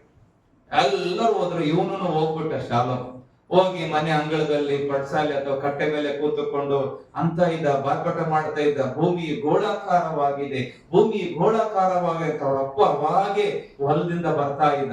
ಬಂದು ಕೇಳಿಸಿಕೊಳ್ತಾನೆ, ಏನ್ ಹೇಳಿದ್ರು? ಭೂಮಿಯು ಗೋಳಾಕಾರವಾಗಿದೆ. ಯಾರು ಹೇಳಿದ್ರು? ನಮ್ ಟೀಚರ್ ಹೇಳಿದ್ರು. ಮಗನೇ, ನಾನ್ ನಿಮ್ಮಪ್ಪ, ವ್ಯವಸಾಯ ಮಾಡವನು ನಾನು, ನಿಮ್ ಟೀಚರ್ ಅಲ್ಲ. ನಮ್ಮ ಹೊಲಗಳು ಯಾವಾಗ್ಲೂ ಚೌಕಾಕಾರವಾಗಿರ್ತವೆ, ನೀನು ಬರೀ ಭೂಮಿಯು ಚೌಕಾಕಾರವಾಗಿದೆ. ಆಯ್ತು, ಇವನ ಅಳಿಸಿ ಭೂಮಿಯು ಚೌಕಾಕಾರವಾಗಿದೆ ಅಂತ ಹೇಳಿ ಆಯ್ತು. ಬಂದ, ಹೋಮ್ವರ್ಕ್ ಮಾಡಿದ್ದೀರಾ ಟೀಚರ್? ಎಲ್ಲರೂ ಹೋಮ್ವರ್ಕ್ ಮಾಡಿ ಹೇಳ್ರಿ, ಎಲ್ರು ಒಂದು ಸಾರಿ. ಭೂಮಿಯು ಗೋಳಾಕಾರವಾಗಿದೆ, ಆದ್ರೆ ಅದರಲ್ಲಿ ಒಂದೇ ಒಂದು ಶಬ್ದ, ಭೂಮಿಯು ಚೌಕಾಕಾರವಾಗಿದೆ. ಏನೋ ಮಿಸ್ ಹೊಡೆಕತ್ತದ, ಒಬ್ಬೊಬ್ರು ಹೇಳಿಸುವಂತೆ ಹೇಳ್ಬಿಟ್ಲು, ಭೂಮಿಯು ಗೋಳಾಕಾರ. ನಮ್ದು ಹೇಳ್ಬಿಟ್ಲು, ಭೂಮಿಗೂ ಶಾಲಂಬ್ರು ಅಂತಲ್ಲ, ಭೂಮಿಯು ಚೌಕಾಕಾರವಾಗಿದೆ. ಯಾರು ಹೇಳಿದ್ರು? ನಮ್ಮಪ್ಪ ಹೇಳಿದ್ರು. ಮಗನೇ, ಸಿಟಿ ಬರೋದು, ಟಿಟಿ ಬರೋದು, 3 ವರ್ಷ ಡಿಗ್ರಿ ಮಾಡಿ B.Ed ಮಾಡಿ ಟೀಚರ್ ಆದಂತವ್ರು ನಾನು ಹುಷಾರ, ನಿಮ್ಮಪ್ಪ ಹುಷಾರ. ಅಳಸು ಭೂಮಿ ಗೋಳಾಕಾರ ಅಂತ ಹೇಳಿದ್ರ, ಭೂಮಿ ಗೋಳಾಕಾರ. ಮನೆಗೆ ಹೋದ್ರೆ ಭೂಮಿಯು ಚೌಕಾಕಾರ, ಶಾಲೆಗೆ ಬಂದ್ರೆ ಭೂಮಿಯು ಗೋಳಾಕಾರ. ಇವನು ನಿರ್ಧಾರ ಮಾಡಿಬಿಟ್ಟ, ಮನೇಲಿ ಓದಿನಿ ಅಂತಂದ್ರೆ ನಮ್ಮಪ್ಪಂದು ಪೆಟ್ಟು, ಶಾಲೆಗೆ ಬಂದಿನಂದ್ರೆ ನಮ್ಮ ಟೀಚರ್ದು ಪೆಟ್ಟು. ಏನ್ ಮಾಡಿಬಿಡೋಣ ನಿರ್ಧಾರ? ನಮ್ಮಪ್ಪನ ಮುಂದೆ ನಿಂತಾಗ ಭೂಮಿಯು ಚೌಕಾಕಾರವಾಗಿದೆ, ಟೀಚರ್ ಮುಂದೆ ನಿಂತಾಗ ಭೂಮಿಯು. ನಂಬಿಕೆ ವಿಷಯದಾಗ ಅಲ್ಲಿ ಹಂಗ, ಇಲ್ಲಿ ಹಿಂಗ, ಇಲ್ಲಿ ಬಂದಾಗ ಇದೇ ನಂಬಿಕೆ, ಅಲ್ಲಿ ಬಂದಾಗ ಅದೇ ನಂಬಿಕೆ. ಈ ನಂಬಿಕೆ ಬದಲಾಗುವುದಿಲ್ಲ. ಅದಕ್ಕೆ ನಮ್ಮ ನಂಬಿಕೆ ಅನ್ನುವಂಥದ್ದು ಮನುಷ್ಯನ ಮೇಲೆ ಅಲ್ಲ. ನಮ್ಮ ನಂಬಿಕೆ ಅನ್ನುವಂಥದ್ದು ಬರಿಗಾಲಿಂದ ನಡ್ಕೊಂಡು ಹೋಗುವಂತ ಪ್ರದೇಶಗಳ ಮೇಲೆ ಅಲ್ಲ. ನಮ್ಮ ನಂಬಿಕೆಯು ಸೇವಕರಗಳ ಮೇಲೆಯೂ ಅಲ್ಲ. ನಮ್ಮ ನಂಬಿಕೆ ನಾವು ಮಾಡುವಂತ ಪುಣ್ಯ ಕಾರ್ಯಗಳ ಮೇಲೆಯೂ ಅಲ್ಲ. ನಮ್ಮ ನಂಬಿಕೆ ದಾನ ಧರ್ಮಗಳ ಮೇಲೆಯೂ ಅಲ್ಲ. ನಮ್ಮ ನಂಬಿಕೆ ಸೇವಕರಿಗೆ ಮನೆ ಕರೆದುಕೊಂಡು ಅದು ನಂಬಿಕೆ ಅಲ್ಲ. ನಮ್ಮ ನಂಬಿಕೆ ಅನ್ನುವಂಥದ್ದು ದೇವರ ವಾಕ್ಯವಾಗಿದೆ. ಆಮೆನ್. ಚಪ್ಪಲಿ ತಟ್ಟಿ ದೇವರಿಗೆ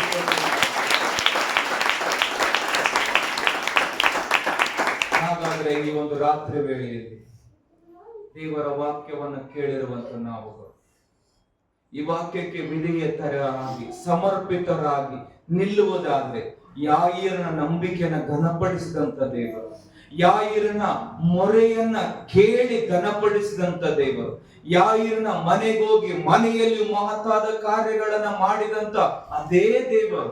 ಇಬ್ಬರೇ ಬರೆದ ಪತ್ರಿಕೆ ದೇವರ ವಾಕ್ಯದಲ್ಲಿ ನಾವು ನೋಡುವಾಗ ನಮ್ಮೆಲ್ಲರಿಗೆ ಬಾಯ್ಪಾಠ ಬರವಾಗಿ ಬರುತ್ತದೆ. ಯೇಸು ಸ್ವಾಮಿಯು ನಿನ್ನೆ ಇದ್ದ ಹಾಗೆ ಇವತ್ತು ನಾಳೆಯೂ ನಿರಂತರವೂ ಏಕರೀತಿಯಾಗಿದ್ದಾನೆ. ಆತನು ಯಾಯೀರನ ಜೀವಿತದಲ್ಲಿ ಮಾಡಿದ ಹಾಗೆ ಅಂದು ಇವತ್ತು ನಮ್ಮ ಜೀವಿತಗಳಲ್ಲಿ, ನಮ್ಮ ಕುಟುಂಬದ ಜೀವಿತಗಳಲ್ಲಿ, ನಮ್ಮ ಸೇವೆ ಜೀವಿತಗಳಲ್ಲಿ, ಅದಕ್ಕೆ ಒಂದು ವರ್ಡ್ ಇಂಗ್ಲಿಷ್ ಅಲ್ಲಿ ಬಹಳ ಇಷ್ಟ ಆಗ್ತದೆ, ಏನಂದ್ರೆ ನೆವರ್ ಎಲ್ಲ ಹುಷಾರಿದೆ. Never give up. ಅದಕ್ಕೆ ಗಿವ್ ಅಪ್ ಅಂದ್ರೆ ನಂಬಿಕೆ ವಿಷಯದಲ್ಲಿ ಬಿಟ್ಟು ಕೊಡೋದು ಬೇಡ. ಅದಕ್ಕೆ ದೊಡ್ಡ ಪ್ರತಿಫಲ ಇದೆ, ದೇವರ ಮಹಿಮೆಯಾದಂತ ಕಾರ್ಯ ಇದೆ. ಅನುಭವಿಸುವುದಕ್ಕಾಗಿ ನಮ್ಮನ್ನ ಒಪ್ಪಿಸಿಕೊಳ್ಳೋಣ. ಇರುವಂತ ಸ್ಥಳದಲ್ಲಿ ನಾವೆಲ್ಲರೂ ಎದ್ದು ನಿಂತುಕೊಳ್ಳೋಣ.